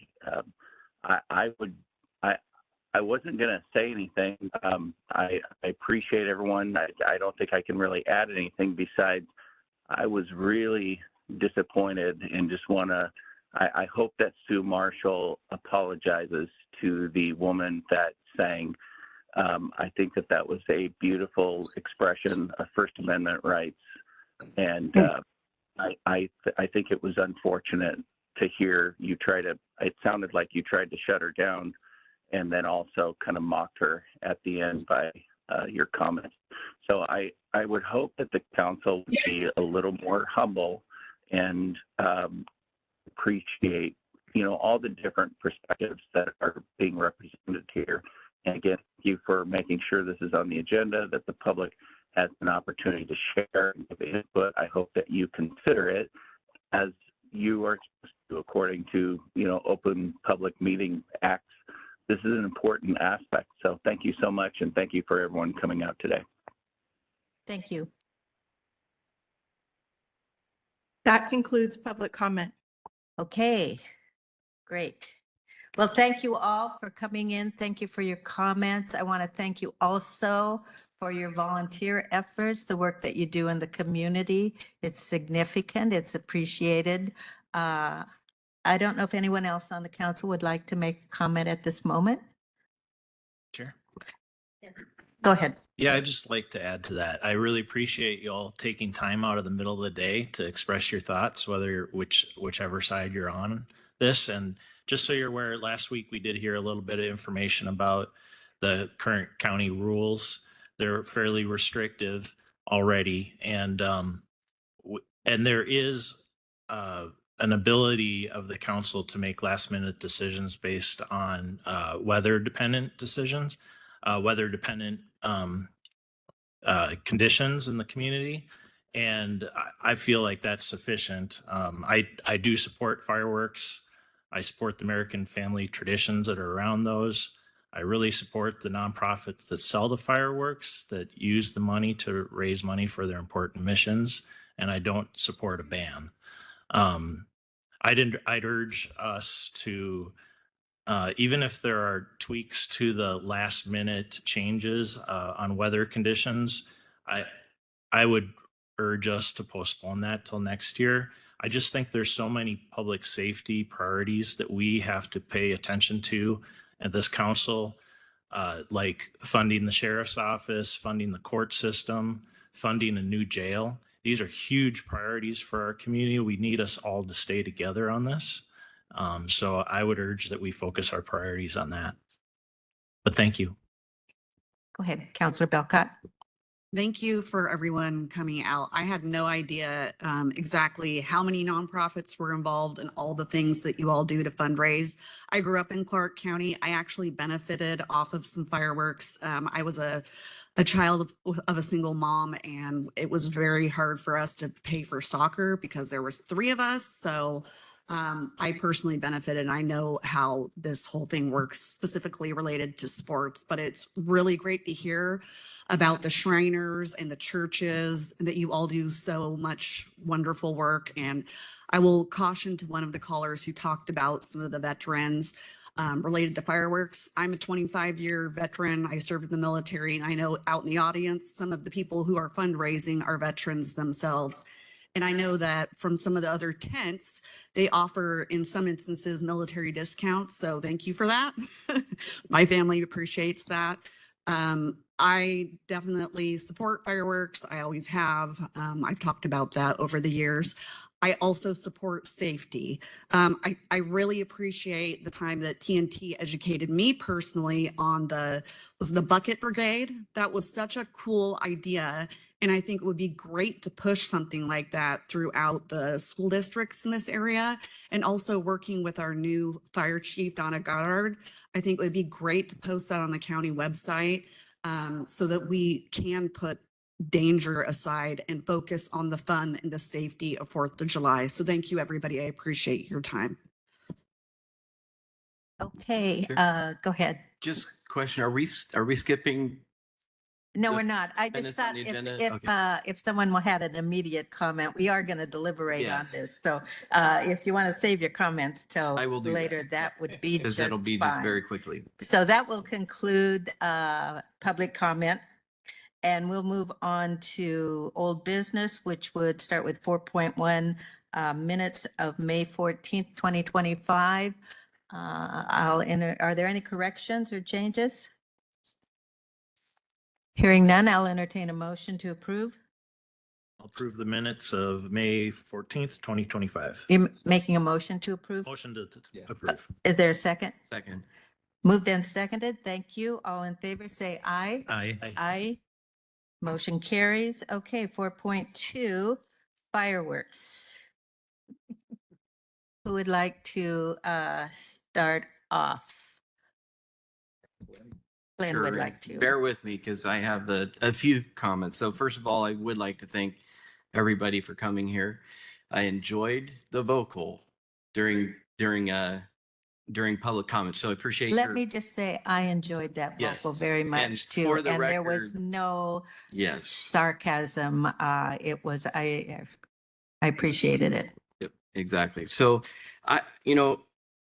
this is a hard issue on many levels, but what I want to do really quick is just go through really quickly and acknowledge the concerns and the thoughts that are on both sides of the issue. And then kind of offer some things that I am thinking that we can do as a council to make things potentially better. So, coming with restriction or ban of fireworks, there are some downsides to that. There's no question. There's potential loss of revenue with increased enforcement costs. A lot of this was alluded to in public testimony. There's the potential for illicit networking and fireworks sales, which could lead to less safe fireworks overall. There's risk to law enforcement and potentially the fire marshal when they're going to enforce. There's an issue of civil liberties and tradition and culture. Oh, sorry, people can't hear me very well. Bring it closer. There's a significant cultural issue here, and I compare this to like a Chinese lantern festival. It's a tradition. It's something that the community has come together and done for a long time, and I respect that. There's the issue of nonprofits potentially losing funding. And as one individual pointed out so well, jobs for youth that would go away, and especially after just reading in the Columbian that's a real challenge right now. And we know that it won't completely eliminate the issue. So the benefits would be potentially reduced amount of injuries, reduced amount of fires and property damage, reduced emergency service costs in terms of our fire department, reduced emergency room strain, protection of wildlife, noise reduction, and when you talk about mental health, less anxiety. There are individuals that do experience post-traumatic stress disorder from the explosions that they hear. I don't know how many, but there are. Animal owners experience significant stress during the 4th of July. Potentially lower cleanup expenses would be one benefit. And maybe even lower insurance. I don't know. A jury's out on that. But I just wanted to say that, and there have been studies that have been done, and I've briefly looked at them. I have not in depth, but there are a few things that I have learned that need to be components of a ban or restrictions, and that is that there needs to be the ability and the dedication for enforcement of that policy. There needs to be professional alternatives available. And there needs to be support for those that are affected by bans. So that in this case, it'd be nonprofit, small businesses. And there should be baseline measurements so that you can do ongoing monitoring and compare results. What did we accomplish? There needs to be significant education programs, and there needs to be significant sensitivity around cultural and tradition in this circumstance. So, it's a tough issue, but here are some of the things that I feel like we should do. And I feel that the overall direction that we should give staff is to work through some of these things and come back to us. And we can have a good conversation, discussion with a lot more real data, facts, and information. So our code, I do feel like our code does need to be addressed in many situations, at a minimum reviewed, so that we understand the nuances behind them. One of those would be the number of permits being limited. I'd like to have a discussion on that. Permit fee, how much it is, whether we can raise it or if a state has a cap on that. And the potential for adding data reporting requirements for anybody that are issued permits so that we can better understand some of the demographics of the sales of fireworks.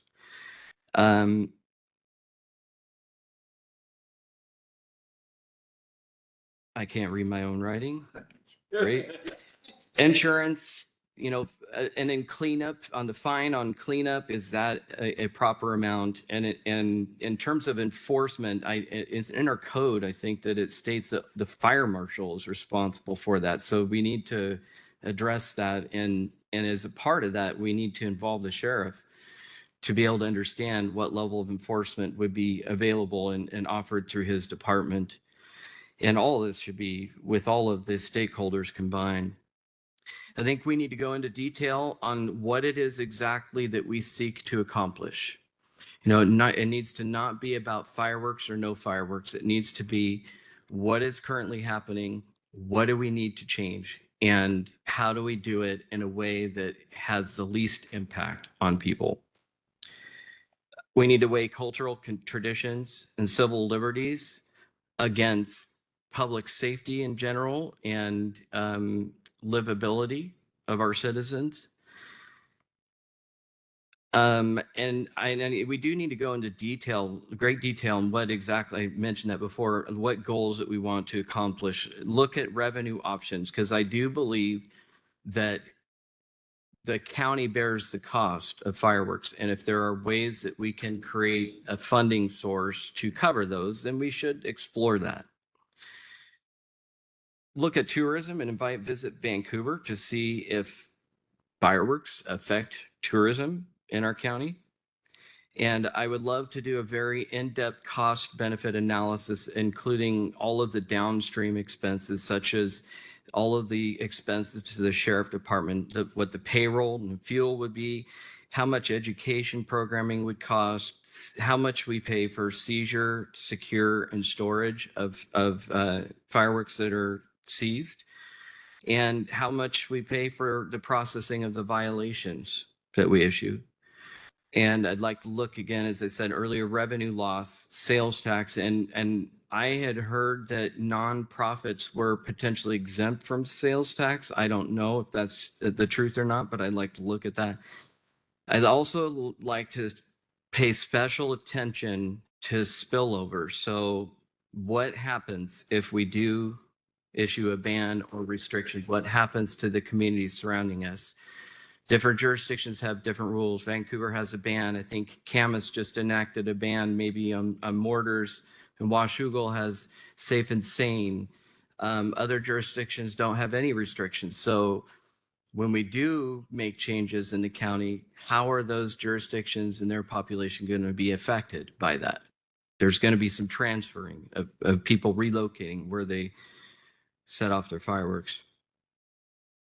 And then I'd love to have staff, if they could identify good studies that are available that can be provided to us and perhaps summarized to some degree, but given to us that we can really understand the effects of what would potentially happen if we issue bans or restrictions.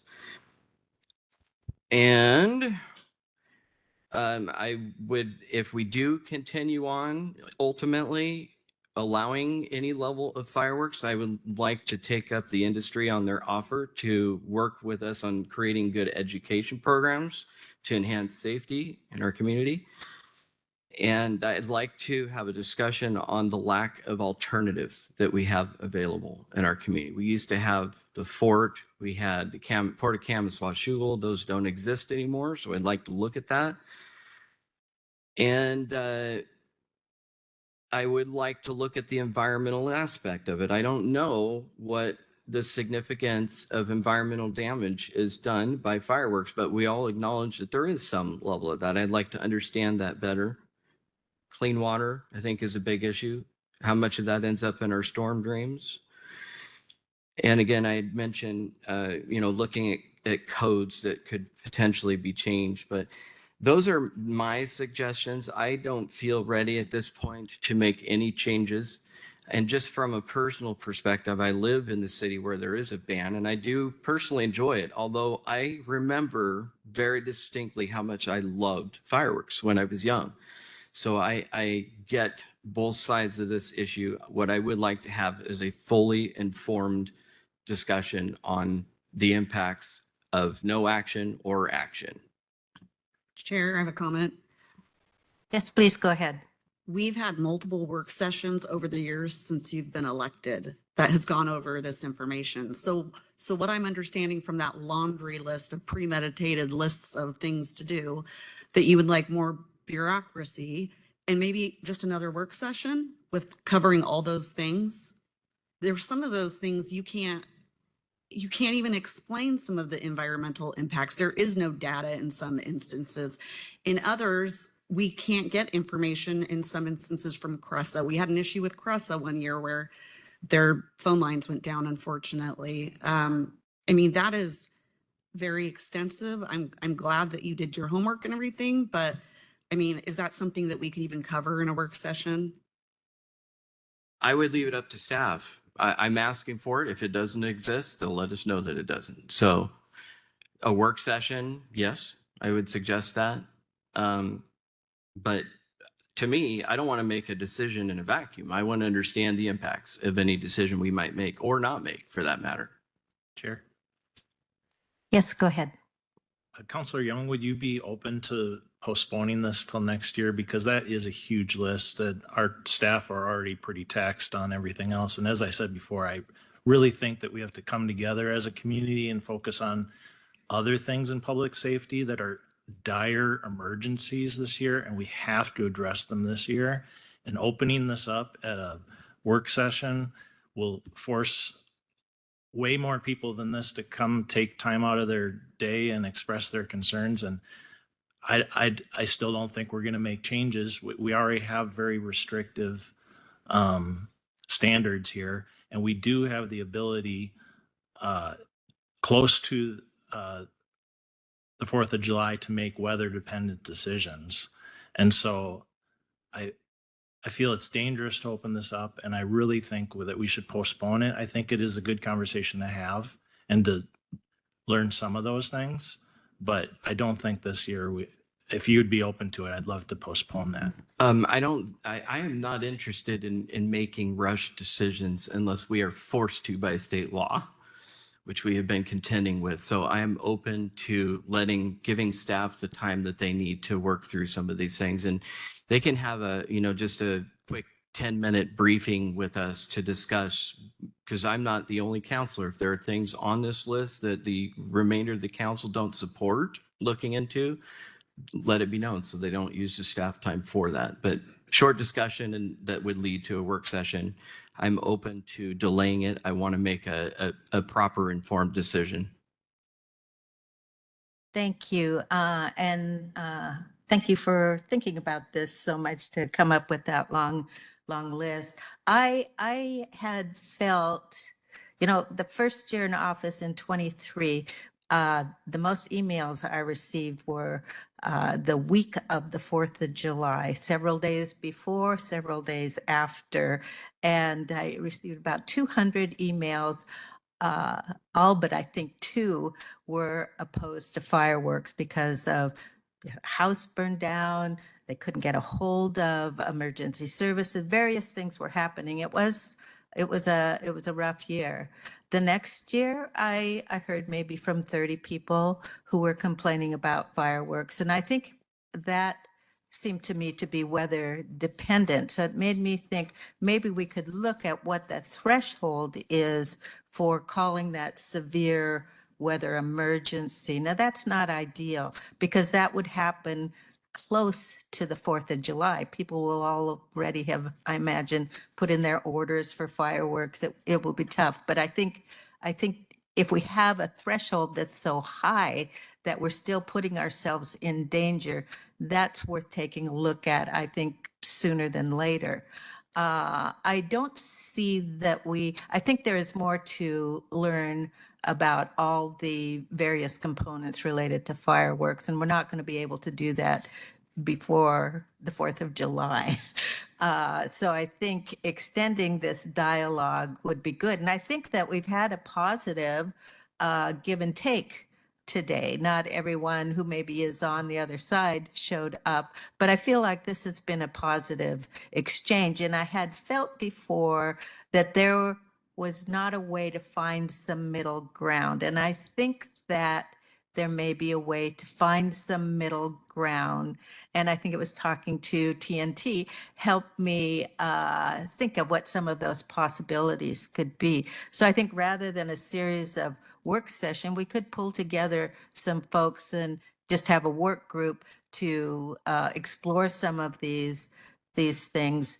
Because I think in my mind, to make it safer would be a really important objective. Someone had mentioned really some targeted education that occurred one year that seemed to have made a difference. So if that's something we could do more of, if that panned out as a positive thing, that would be worth exploring how to do that. Maybe we can't maybe get all of this put together by this 4th of July.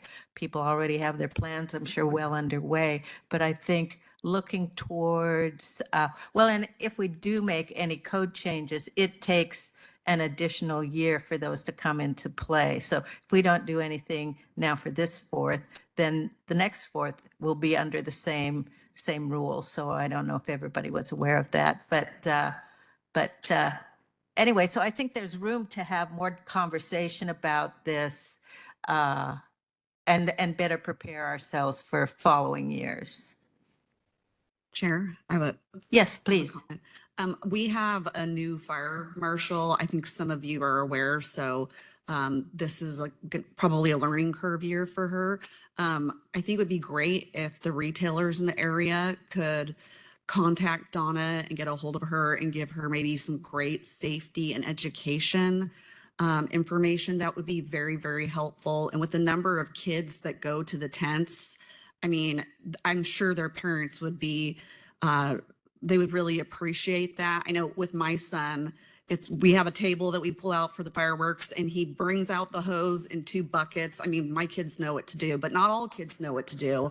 And maybe some people, unfortunately, are under the influence while using fireworks. And sometimes maybe the kids are in charge of it. And it would be great to let them know what to do and what safety precautions are available to those children. So if those in the audience, the main retailers could reach out to Donna, I think that would be great. Thank you.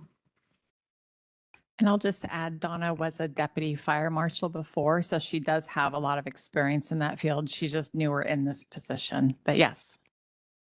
Go ahead, Councilor. Sure, thank you. Bridges. Sometimes going last, I realize that everybody else says what I've been wanting to say. But first of all, thank you everyone for being here. I appreciate your passion and your dedication to coming in the middle of the day to share your comments about a very complex issue. Now, and I say complex because it's trying to weigh, the safety, with the cultural aspect of 4th of July and other holidays that people utilize fireworks, the cultural and patriotic significance, the community and family engagement, and then the economic benefits. I didn't realize, so I was highly educated today, didn't realize how much that fireworks sales contribute to nonprofits. And as somebody who works in nonprofit, coming across funding right now, securing funding is extremely difficult, and it's only going to get worse. So I can appreciate the concern about potentially losing funding that contributes to a lot of positive lot of positivity in the community. There's also, of course, the challenges that we have with the risk of fireworks. Fireworks have been linked to multiple fires in the area. For instance, in 2023, 6 fires caused nearly $1 million in damages in unincorporated Clark County. That's obviously a concern. There's a strain on emergency services. We heard from the fire department that they are extremely strained. And so when they are experiencing high call volume and having to attend some of the calls, it makes it very difficult to attend to actual emergencies. There's environmental pollution that people have spoken about. And then, of course, there's the impact to vulnerable populations, right? Folks with PTSD, folks with neurodivergent and sensory sensitivities. I would appreciate, and I agree, I think with most, that it's good to set this aside for some other time because it's a very complex issue that I personally at this time do not feel comfortable making a decision either. So giving it some time to think about it, giving it some time to hear more public comment and really understand the pros and cons of and then identifying ways that we can probably work together, find some common ground. It's a shame that Fort Vancouver doesn't have the public displays anymore. I think somebody mentioned that. There is a risk. I heard earlier this morning that there may be more further cuts at Fort Vancouver. It's not a city-run operations. The federal government runs it, so we don't have control over it. But I'd like to see that in the future, right? The city of Portland, I still believe, does it. But anyways, it's a good thing that we continue to engage in conversation, listening to the community, and figure out ways that we can come together to find a solution that makes sense for everyone. So thank you for being here. Thank you also for bringing up that public display, because I think I hear from lots and lots of people how they very much miss that public display. And knowing that next year is going to be America 250, I'll just put this out for any civic-minded business folks want to come together and figure out how to do a big public display. That would, let's start in 2026 and then maybe carry on from there. And I would just point out Maddox Transformer, they do a large public display. They do it on the 3rd though, but maybe we can get some other group to come together to put something on. It's very much needed. Chair? Yes. Is that a city decision or county decision? I don't know. To do a display. I think it's whoever can find a location and come up with the money and get through all the permitting. Okay. They can What make it was happen. it in the past, Kathleen? It was mostly at the fort. We did do it at the fairgrounds one year and it had to be stopped because it started a fire. But it was a county funded display. That was the coordination, I think, with ALNA. I think ALNA did most of the funding for that, but in coordination with the county because that's our facility. But it was like 30 minutes into it and it started a grass fire, so we had to stop. At the fort, it's the Fort Vancouver Trust that used to run the fireworks display, not the federal, not the Park Service. And they have decided to replace that with a picnic and not do the fireworks. They stopped it right before COVID. And I would say also, I think it was last year, our prior counselor did reach out to them as well. Even if it was like if all the jurisdictions provided some funding to the fort, would they still be interested? And it was still a safety concern, but I don't think there's anything wrong with asking again. I think there's some organizing that could be done if someone wants to take the lead on that. I don't know that we have in our hip pocket the money to fund something like that, but I think within this entire county, the resources are out there. It's just pulling them together. Just Go ahead. one last quick comment. I think that to sum up my thoughts are I'm open to changes. I have no pre-conceptualized idea of what those changes would be, but I do want to, before we look at any form of bans or reductions, I want to make sure we've exhausted every tool that we have to make change that would facilitate our goals that we want in terms of some of the mitigating some of the issues that are caused by fireworks. And if we can get there without any kind of a ban or reduction, let's go for it because that's a win-win. Go ahead, Counselor. I'd say it's something else to consider because when we look at the number of jurisdictions and their fireworks legal discharge times, they vary from jurisdiction to jurisdiction. So it might be worth having a conversation to see if we can kind of streamline what that process looks like so we're all on the same page. And it's a lot easier to deal with and enforce if, in fact, enforcement is necessary. Okay, if I could just propose one specific direction to staff, and that would be to take a look at the criteria for calling a severe weather, if that's too restrictive, or how, I think we could look at the impact of fireworks in previous years and overlay the weather and see if there were times when the threshold was just too high. I think that would be one specific piece of information that could be helpful.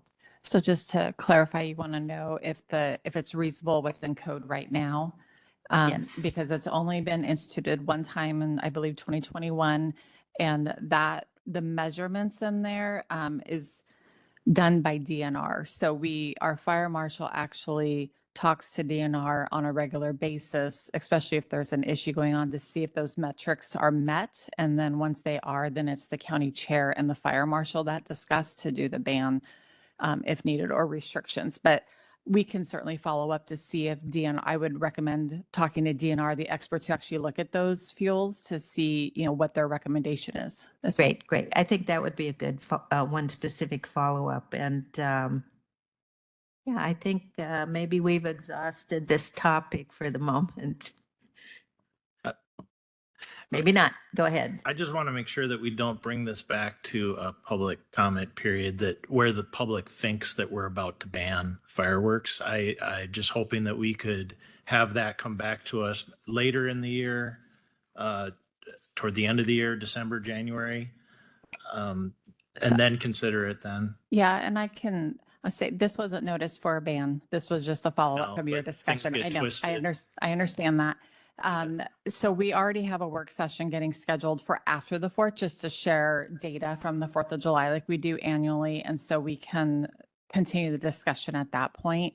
Other than looking at this code and the ban, is there any, I did type down everything you said, but I don't want to, there's a lot of stuff that we're not going to have.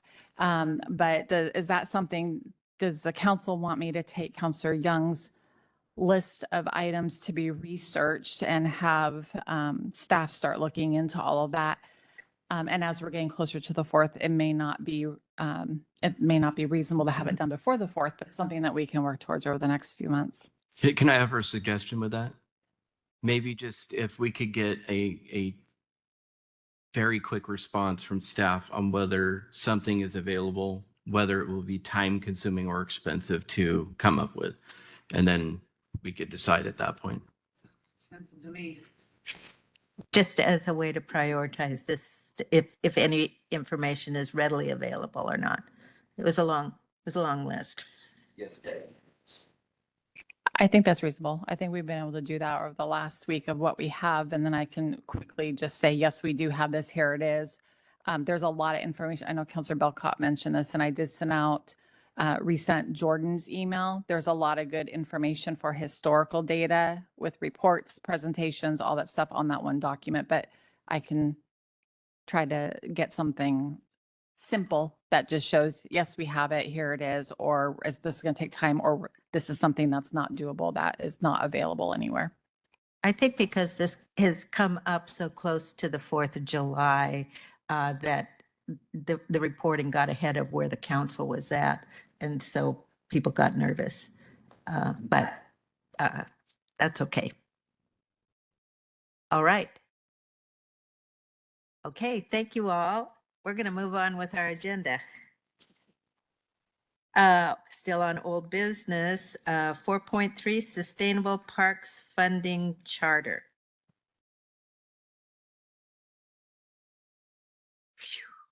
Thank you, everybody.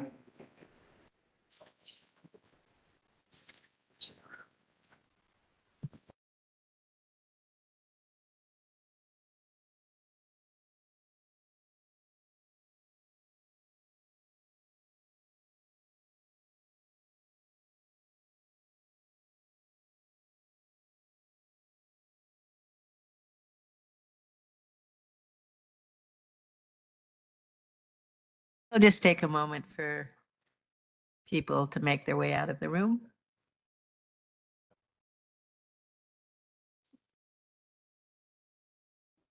Okay, fireworks and now parks. All right.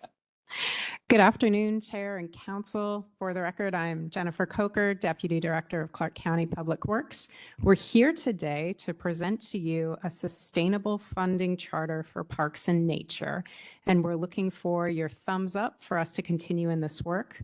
Leading the effort is Ross Hoover, Division Manager of Parks and Nature, and we're also joined today in support by City of Vancouver Director of Parks, Recreation, and Cultural Services. So with that, I will pass this to Ross. Thank you, Jenny. So this is a continuation, a follow-up from our March 26th work session item where we talked about the future of parks and the current state of parks and the need for sustainable funding for the future residents and the current residents throughout the park system. And we benchmarked against the national data. And through that, you gave us direction to come back to you with an overview, a framework, and a charter of what that next step of the work might look like. And so since that meeting, we have had the opportunity to meet with a number of cities throughout the county. We convened some of the best minds in the parks realm, those managing our park systems throughout the county, and had an opportunity to dig into and dive into some of the needs in local park systems and the county park system. And what you saw on the March 26th work session is it's a similar story across different park systems throughout the county. And so the concept that you wanted us to look into was a regional approach to funding, one that could answer the questions and fill the gaps. And so your direction, we're bringing back this charter in front of you, an opportunity to convene key stakeholders and elected officials throughout the county to further discuss and explore how other communities, how other counties have responded to this need, have met this need, and have made the transition into a system that meets the needs of a growing community. So I wanted to share Dave Perlich and his insights with you. We're fortunate to have developed this charter primarily with the City of Vancouver staff and of course, input from the other cities as well. So I wanted to hand it over to Dave. Welcome. Well, It's great to have you here. it's great to be here. Thank you for this opportunity. Again, my name is Dave Perlich, Director of Parks, Recreation, and Cultural Services for the City of Vancouver. I wanted to share personally, I've worked for this organization in parks for about 15 years. And when I started, it was Vancouver Clark Parks and Recreation. We were in this building all the time. And really, I think that's a way of that I want to share personally, and many members of our team. We have a great appreciation and firsthand knowledge of the amazing facilities and spaces that the county stewards. And further, I want to say, really understand the community love for those facilities and how meaningful it is in terms of, family reunions and time with family and visitors joining us.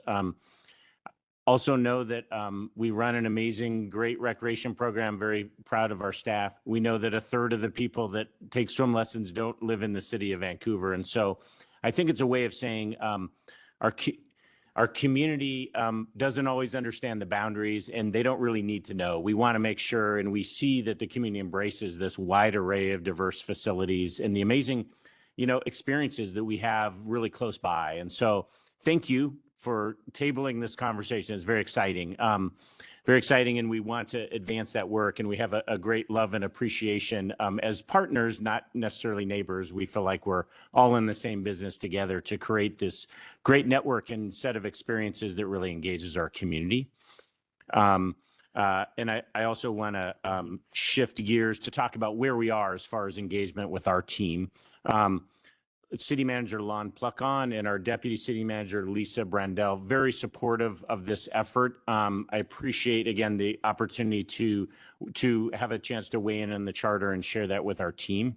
Very much, I think, in keeping with direction we've received from our council to really we need to think about broadly and over time, more coordinated service provision.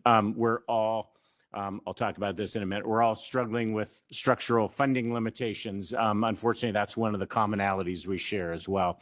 So, but we have not presented this in public session to our city council. That will happen on June 2nd, and Ross will join me for that conversation. So excited to bring that forward. Want to certainly respect and give space for council feedback on it, but we are optimistic that this is in keeping with some of the direction they've provided. Don't want to finish on a negative, but I would echo Ross's comments about feedback from the other cities. Well, I am incredibly proud of the work we've done at growing cultural arts and events and creating great parks and great programs for people. We also just cut $1 million from our budget. And that was really difficult. We lost staff, we eliminated programs, we changed fees, and that impacts the community. And so we're in a period where we see growing interest, and at the same time, this very difficult set of choices are being forced because of, revenue growth not keeping up with the increasing cost of inflation. And I say that from the city of Vancouver's perspective, but we've heard that, as we've heard that from the other communities as well. So I want to finish with, again, thank you. This is really important work. We think it benefits our collective community members, and ultimately it is needed now because we are all seeing growth in some ways having to limit our services. And to echo or further comment on what Dave just said, is we heard from other cities as well that not only is there a gap currently, but this opportunity, this charter and the direction you've provided gives future focus and a future look at the growth that's coming. Yeah. And what Dave talked about is their current state. This is a chance to get ahead of that and to think about what the future system looks like. And system meaning not only the county park system, but the cities that also function as part of the whole system. People don't know boundaries between parks. They use a park, they're using a park. And so this was an opportunity we heard from other cities that is just really beneficial to step back and look at that future. So a little bit about detail about what this charter includes. This really is a chance for, as I mentioned, electeds and key stakeholders from throughout the county to get together to talk specifically to talk about parks funding, but to explore, identify, and recommend sustainable funding strategies and mechanisms and opportunities that exist, looking at specific models from throughout the country and also regionally in the Northwest that other regions have utilized, to study those and gain a perspective on what might fit in the county and what might not, and an opportunity to focus in on what our community really wants and needs in the future park system. And so that's the work in a nutshell. And specifically, the second page of the document at the bottom, we reference the performance measures, and specifically really gaining a shared understanding of the current state and the future needs, reviewing and evaluating potential funding options and mechanisms that might be available to us. Third bullet is increasing community awareness and participation. Let's be transparent and invite comment and communication about this topic. An opportunity to define a range of economic benefits. Parks and natural areas and trails are such an important part in people's lives as residents, but also as businesses. And so to present the benefits through a funding mechanism that might be present that aren't currently now. And then finally, providing a report and a recommendation back to you. so that we can chart a path forward. So want to welcome any questions or thoughts, or if you'd like any more detail, we're happy to provide that. Go ahead, Counselor. Thank you. Just love seeing you here at our table. Looking forward to more joint work, because it's what you said is absolutely true. People don't know the difference between, you know, unincorporated Clark County and City of Vancouver jurisdiction. They just know that they need to find a park that's close by, or that they want to go to a regional park, or, you know, one of your I know you have the larger parks in the city. I can't remember what they refer to them by. Refresh my memory. We have community park. There you go. Yeah. Yes, community parks. Thanks. So just wanted to say thank you for that, and thank you to our team for putting this all together and working on this. The only thing in the charter I think looks fantastic. The only thing, and I'm sure that you had probably already thought about this, I don't know that it needs to be listed, but I do think it's important to make sure that there's representation from people that are paying for the parks. So specifically, the thing I can think of right away is somebody that lives in the Parks District that pays that tax, and then also somebody who pays impact fees, so that they can be a part of that conversation. Great. Thank you. Other comments from counselors? I think we love this. And I think that the parks are just becoming more and more important as we grow. I think this collaboration, especially with all of the cities, will provide opportunities that could be lost if we're not planning for them. So I really appreciate your leadership and your work on this. Thank you. Thank you. I wanted to add, Dave mentioned the visit and presentation at City of Vancouver Council. We will also be visiting other councils throughout the county to present this very charter and solicit feedback and encourage participation in this task team work. Is there anything else you need from us direction-wise? You're clear. Yeah. Good. Thank you very much. Go ahead. I just wanted to double check. When will we get solutions to decide on? Because I know it's a dire situation, like many of our departments and like public safety, but we would really like to help out as soon as we can.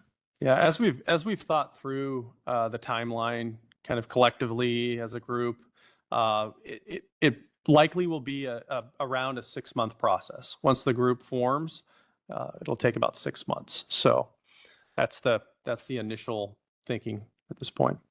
Thank you. Okay, thank you very much. Thank you very much.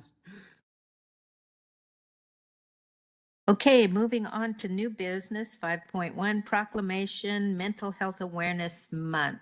And I'll be looking for Jordan on that. Good afternoon, Council. For the record, Jordan Bogey.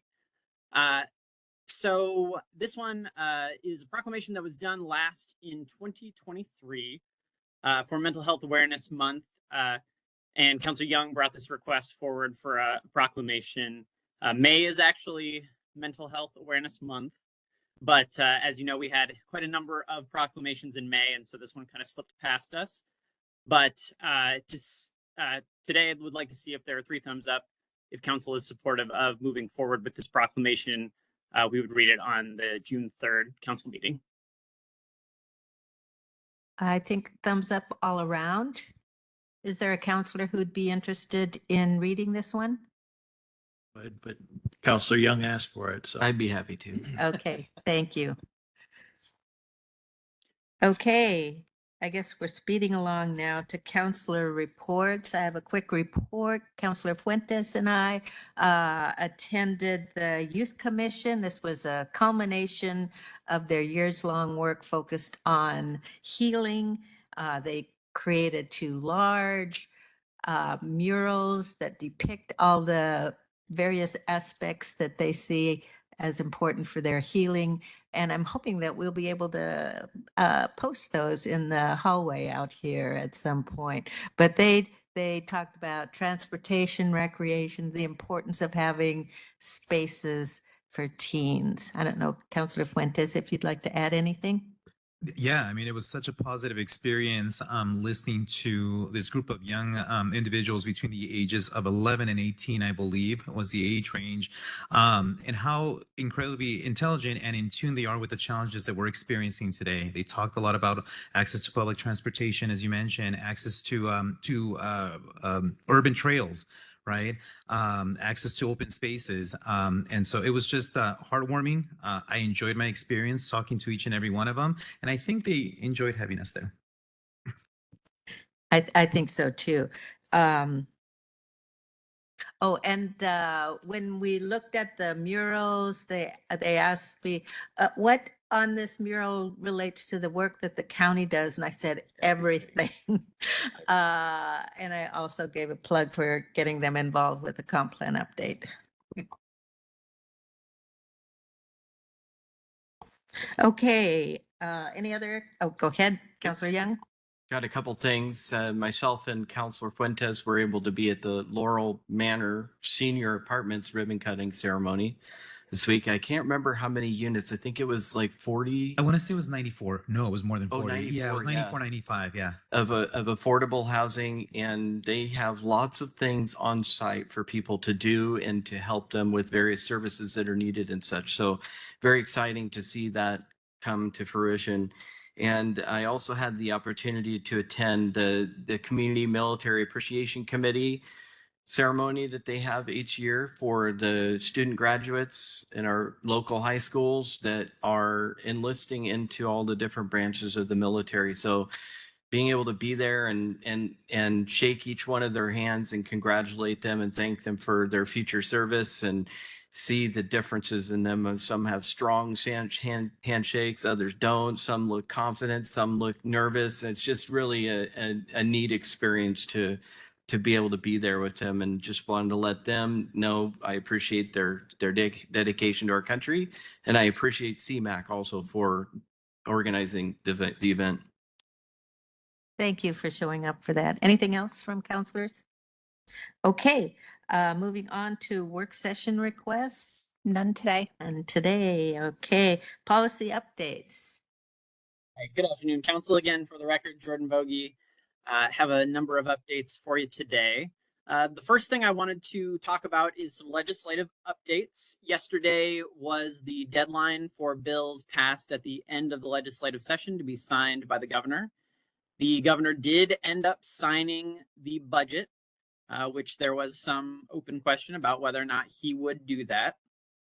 He did. So the governor does not have a specific line item veto where he can delete, very specific pieces of the bill. But what the Washington State Constitution does give him the ability to do is to veto certain sections in the bill. And I had a chance to touch base with Josh, our lobbyist, and he had said that, in his time, he had never really seen a governor veto at the level of granularity that Governor Ferguson has in this bill. And I think that speaks to the budget realities of what the state is facing and in the current situation, and also just kind of getting used to, how he is going to operate as governor.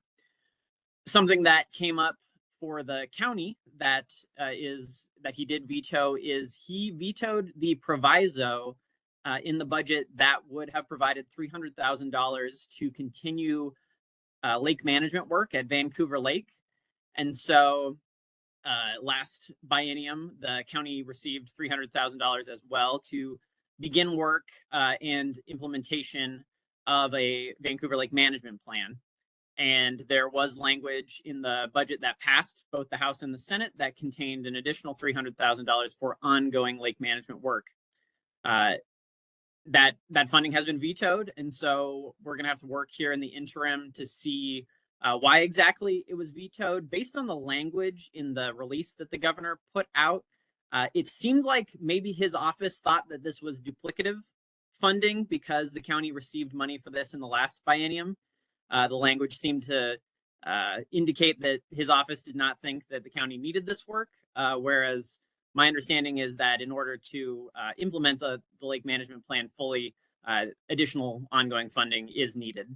And so we will follow up with his office, with the Department of Ecology, to make sure they understand the work that we're doing as well as our staff to better understand where the hang-up points are there, and then to work on moving that forward, hopefully in the 2026 supplemental budget to continue funding for that work.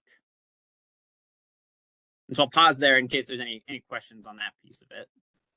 I just have a comment, Jordan. I think that Senator Cleveland was a hard charger behind that, and maybe somebody else. Representative Wiley as well.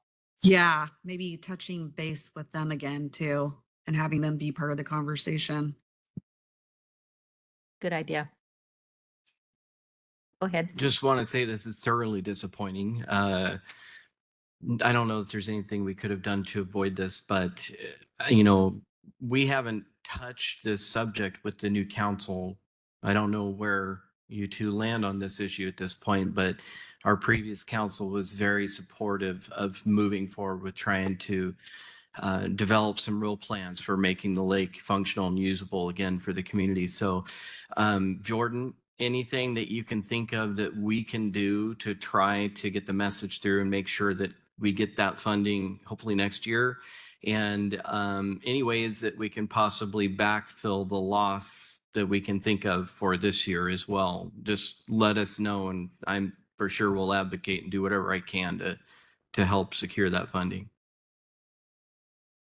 Thanks, councilors. Yes, we will definitely be working on what the next steps are.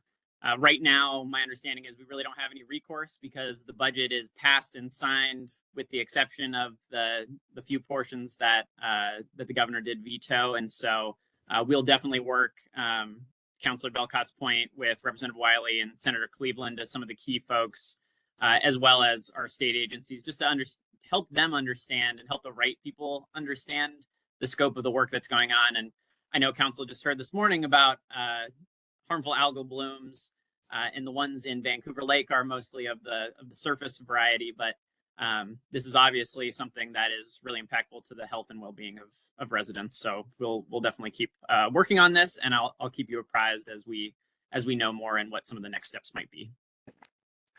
Go ahead. Jordan, one other idea might be to check with our congressional members, especially our congresswoman, because they're going through appropriations requests right now. And so maybe there's some last minute thing that we could add. And I think we'd have a good convincing argument for that. And I think she's very supportive of our environment. So that might be a good angle. Good idea. Thanks, Councilor. Yes, we have a good relationship with the representative's office, and I'll contact their staff. Amber, did you want to add? I just will add that once we kind of know how this is going to impact and where this lands with the funding, we'll bring Devin and Ken team back to discuss what that will look like for our Vancouver Lake plan, if we don't end up getting anything through any other last ditch efforts that we can do. Great, thanks. So we'll be hearing more about this. Okay, what else do you have? All right, other legislative update for you.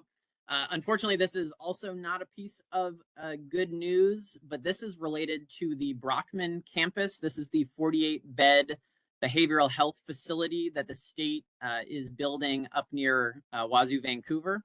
And so in the budget, there was funding allocated for the Brockman campus to open this behavioral health intensive care facility.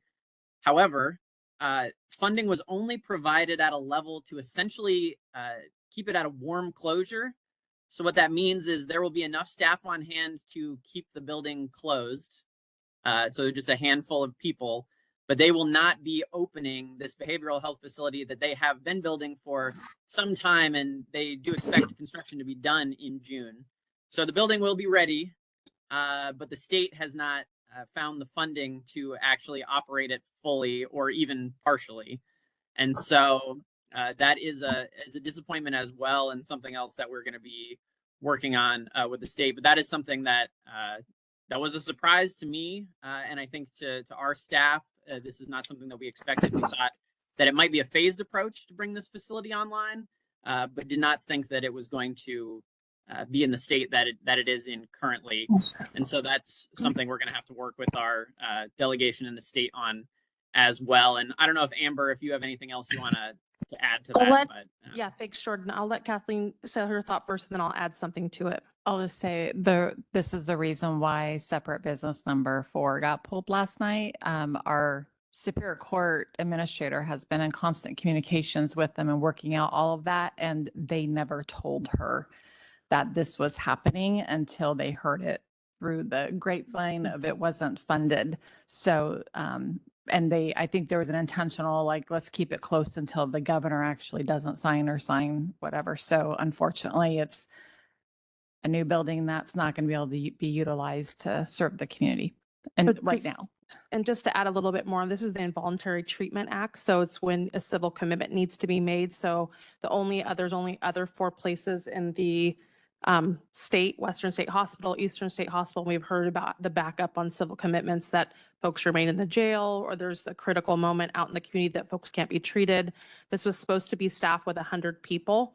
So that is the impact to DSHS, and also to Kathleen's point, Pam has been in constant communication. That was going to be a judge on site with the staff being able to do those there so that people don't have to be moved. It was a very welcomed, streamlined approach to that needed service in our community. So it's a very big disappointment to see that come through. Do you know how much the dollar amount was? Jordan, I didn't see a dollar amount on the communication, but it did say 100 staff. So I think they will not even go back for funding until 2026 when the new legislative session opens. Thank you. Go ahead, Counselor. So the last one was frustrating. This one is, I don't even know what to say about it, because to me, it's very short-sighted, because these individuals are costing our community so much more than these beds cost to operate. And the longer we wait to get them the treatment and the help that they need, the more it's going to cost the community. So this is one that really makes me very frustrated. And Jordan, I don't know if we can kind of look through this a little bit more. There was the True Blood legislation that had funding set aside through the lawsuit. There was a connection to that. So I don't know where this lies, but again, from what they're saying is that they'll have to wait till 2026 to even engage. So that building will not be open until then, which was, yeah, again, a huge disappointment. But we'll do more digging. We just found this out yesterday. So. Councilor Fuentes. Chair, so I'm not too familiar with the Brockman campus, I believe is what it's called. Yes. Is that correct? Mhm. I've learned a little bit about it in conversation. So 45, 48 beds? Yes. The state funded, Yes. almost done, almost completed. 2025 is June, 2025, was when it was so gonna be next month, completed. Yeah. in a few weeks, and there's no funding to operate it Operational costs. until possibly 2026. Correct. Right, because we're not, that's not okay. Correct. I know that, and this is right off the top of my head, but in other counties across the country, counties operate these type of facilities as well. I don't, and so I guess where I'm going with this is, we don't know exactly what's going to happen in a year, but as Councilor Young mentioned, this is it's a big disappointment because it's an asset that's absolutely needed in our community, and it's going to be shut down for a full year. We don't know if it's going to be reopened. So I guess I'm wondering what options are there, right, if they choose not to reopen in 2026, and it might be too soon to explore, but. So Councilor Fuentes, we can look into that, but part of the DSHS legislation was to take the Western State and Eastern State hospitals are overloaded. And that was part of the legislation with the lawsuit that came through with the True Blood, was to try to push that locally to get people treated locally so they weren't having to go to Western State and Eastern State Hospital. There's 2 campuses, Olympic Heritage Behavioral Health and Maple Lane campus, and I can't remember where those are located, but we can do some digging to see if those 2 are county ran or if they are also state ran. And so we can come back with that information next week at our next council time. That'd be great. Yeah. I must have had my mic on. Just one more question. So if this has, like, I'm not completely familiar with True Blood and all that, but if this is something that they were doing to satisfy legal requirements, is there a legal avenue to forcing the state to open this? They have been in, there's been a lot of impacts to True Blood over the last 7.5 years that they've been trying to get these local areas. That was part of the lawsuit and then the legislation. The state was even getting fined daily with a fine just to see how, with folks waiting for, 4 months to get compensation in a criminal case, let alone a civil commitment. So there's those processes. So we can look into that, but I think that the state's already getting fined for being behind, and I'm not sure what the ramifications, and I'm not sure why the operating costs weren't thought about like we do. The operating costs need to come first before a capital facility is built for this very reason, as you want to make sure you can operate it. So I don't know. We can look into all those details, and I'll take those down, and Jordan and I can work together to get that information for council. Could we reach out to WASAC as well? Because that might be Sure. something that they're interested in overall. Yes, we can definitely do that. Oh, go ahead. Yeah, I know you just learned about this and you'll have some solutions potentially, but I'm just curious if there's anything we can do with the mental health sales tax or the opioid settlement fund pre-decisional for next year or something. I'm just curious if that would I be. think with the mental health sales tax, I mean, of course, council can change what the practice is, but wasn't it, there's only about $1.5 million that was going to be allocated for internal RFPs. So I don't think you can take that $1.5 million if you don't want to provide any additional funding for internal resources using that fund. Yeah, everything this year has been pretty much decided. And that is for 2026, that $1.5 million. So Okay. that's for the RFP process that happens now for the 2026 budget. I will say, not to put any fully maintained facility like a jail, excuse me, is highly expensive. So I would assume that would eat up that probably in less than 3 months. Not to be, completely. Like 10 FTE Yes. versus, and they have 100, not including 100 people electricity, for food, 48 meds, beds. medical, all the stuff that goes with it. It's going to be priced similar to the jail. Yes. And so we can pull that information and see what all that is and come back to you. Yes. Okay. What's up next? All right, counselors. So there will be more to come as we continue to look through the budget, but those are just a couple of unfortunate updates relative to things being a little bit different than we had thought moving forward in the budget process. The next item I have for you is 8.2, which is federal budget response letter. So this is a letter that we talked about last week related to the proposed cuts to a lot of different HUD programs that fund many different county programs. Council gave direction to provide a letter to our federal delegation and work with them to see what we can do to advocate for continued funding for these programs that provide all these great services in the community. So that letter has been drafted here, and today we'll be looking to see if we have the thumbs up from council to proceed with sending this letter out. I think thumbs up all the way around. Thank you for that. Sure. Yes, please go ahead. Just on that topic, Jordan, I think a lot of us on the council have received emails recently about emergency food supplies that are being held up. And I know this is happening at multiple different levels, jurisdictions, countries.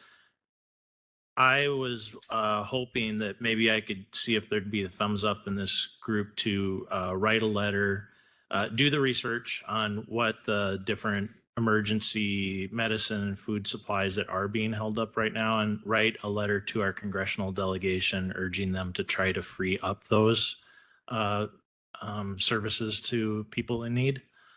And so that's my request, just to get a letter going. Council? Is it a letter or a letter and research? Just to clarify for Jordan's direction. If Jordan could work with us to research what potential emergency supplies are being held up, and that we could advocate for them to be released. Would these be supplies that would come locally or is it international? The letter that I've been seeing that's been going around was emergencies food supplies into Africa. There's a significant amount. 100,000 pounds. Mhm. Counselor? That's a tough one for me. I absolutely agree with the cause. In fact, I signed on to their petition. I agree, and I definitely would use my position on the council as an individual counselor to support that cause. But I'm not sure about that being an issue that we should take on at the entirety of the council level, given that it's international and not applicable to the county. I'm not sure. I haven't been faced with this before since we've been on the council. Yeah, my thought is that it's our taxpayer dollars that have been already allocated to good causes to help people in need. And I just think that's a principle that we believe in at the county level. And advocating for that is something that could help move things. I think if we at least let our congressional delegation know that we care about that they could look into it. Do we know, Chris, is there any legal issue to this at all that you can think of? Well, I would like to know, because I don't believe I have seen the letter asking for support, what it is precisely that you would want to do. The primary legal issue, I think, would be what the impact is of the county council's position on the decision-making process that's involved. So in short, I'd need to learn a little bit more about it before I could answer that. Okay, I would say let's look into it. I'm certainly open to that. Yeah, well, and the letter would be to our congressional delegates, so it wouldn't be directly to the recipients. So Okay, was there a time frame related to it? I think in the There letter is that a I, deadline for that letter, but I think through a little bit of research, we'll find out what the deadline is for all these different sources, if there is more than one that's being held up. And Is it one letter or is it multiple letters depending on what the letter source just is? brought the topic up for me to think about writing a letter about emergency food and medicine supplies that are currently being held up in general, not necessarily just this letter, and to create a letter based on whatever's at need right now. And if you'd like me to look into that, if you can forward I will. Yeah. what you've got to me, that would be helpful. Thank you. so, so we don't know if it's time sensitive at this point. We're not sure. Well, since they're emergency food supplies, they're being held up. I assume everything is urgent. So as soon as possible, I guess. All right. Okay, well, I would be supportive of that. It might be, in the future, there's a need for multiple letters, but I'm okay with this. And just also note that next week council doesn't have any meetings. So if you want to see a draft letter, it's going to be 2 weeks out. If you wanted something sooner, council could always delegate and trust Jordan's ability and put your names on it. But it's up to you. Okay. Yeah, I always trust Jordan's ability to know what would be timely. So I will take direction from Jordan, please. I would agree to that. Yep. Okay. And it was that direction not to have legal look into it at all, or including maybe have Jordan prepare it and get it ready, and then we receive comments maybe from legal, and at that point, So it'll be 2 weeks out before council will see that in front of you then. I don't know that I think if it's just asking for this money to be released for the emergency need that exists, I'm not sure what the legal issue might be. I don't know. I mean, if I don't think there would be. I Okay, can't good enough. imagine what would be a prohibition Okay, on that. good enough. Good enough for me. Good. Okay. So I Okay. think, Jordan, maybe you could work directly with Counselor Little on that. Happy to do that. And just to be clear, you are okay. So basically, I will look in to see what emergency supplies, food that is part of international aid programs is being held up. I know we've received some outreach about that, so I can look into that specifically. Put a letter together. Council is supportive of me sending that off in a more timely manner than being able to get it to you in 2 weeks from now. I believe that's what we've decided. Okay, of Thank you. course. I'll get that put together and connect with Chris and the appropriate folks and Councilor Little. So then 8.3, the next item I have for you is our biennial ADO designation. So per the Washington State Department of Commerce, every 2 years, each county in the state designates an associate development organization.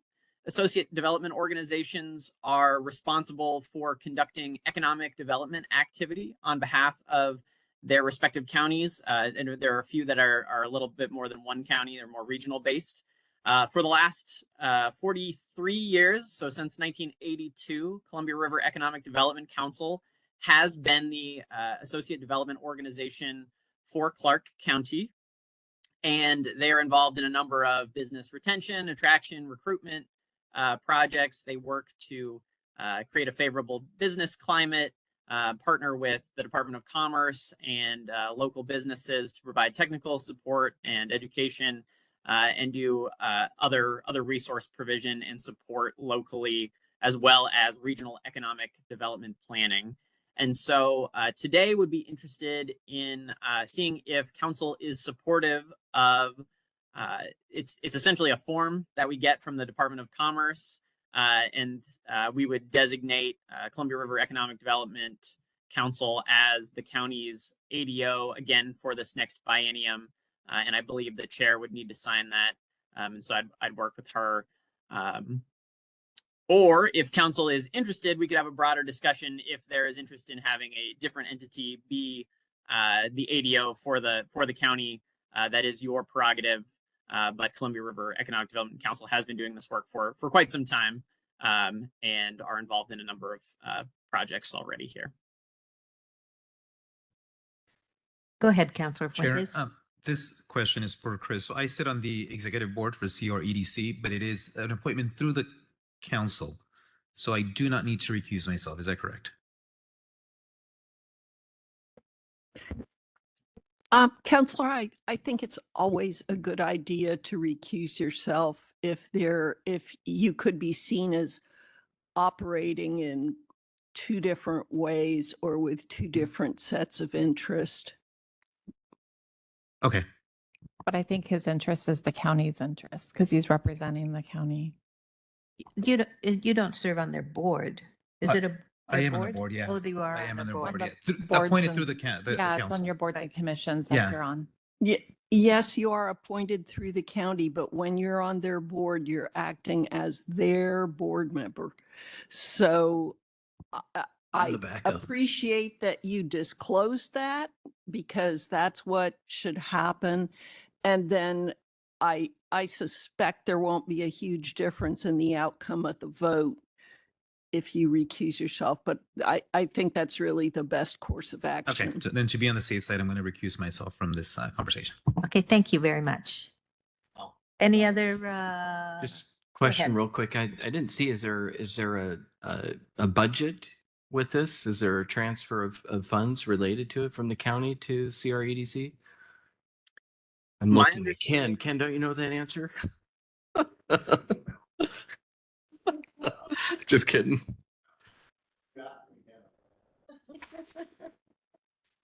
Did we know that at all?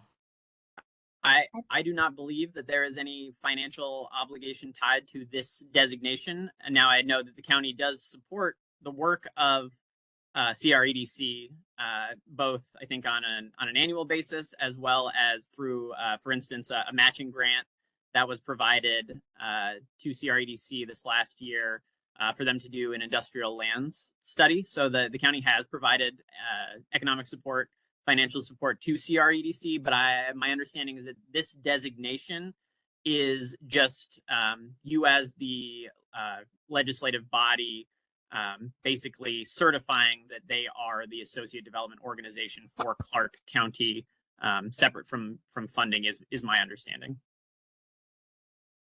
And Counselor, as I look at the letter that's on the screen, second paragraph, Commerce is directed by statute to contract with county designated ADOs to increase support for and coordination of community and economic development services. So it sounds to me like there is something that might be monetarily related. Do we know if any other organizations have requested to be the ADO? No. Okay, I mean, I'm certainly supportive. We're kind of beating a dead horse here, I think. Certainly supportive of Well, moving forward with I think CREDC. you should ease up on that horse, Counselor. Yeah. That is very true. We have done this every year since I've been here. I think we're just required by law to identify somebody, and it's either CREDC or if we had an economic development department, it could be them, but we don't. So that's, Gotcha. it's I really. would be supportive of CREDC.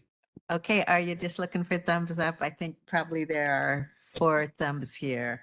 Thank you. Wonderful. Thank you, Chair. I will be reaching out to you for a signature for that form, I believe. All right. And then the final item that I have for you today, Council, is a resolution related to Columbia River Mental Health Services and a request to put together a resolution thanking the Cowlitz tribe for their $1.6 million donation to Columbia River Mental Health Services to help them bridge the gap when they experienced pretty severe financial strain and a brief closure. And the tribe did step in to help support those services. And so the chair brought this forward to me and wanted to see if council was supportive of a resolution thanking them for their financial support of this valuable community resource. And I just mentioned that Ann Donnelly brought this forward. It was her suggestion and she helped draft it. So we've contacted the tribe and they're grateful for the acknowledgement. So, okay, thumbs up all around. Are we thinking more than the tribe in that letter? Well, we did talk about Craig Pridemore, but he graciously declined. Okay.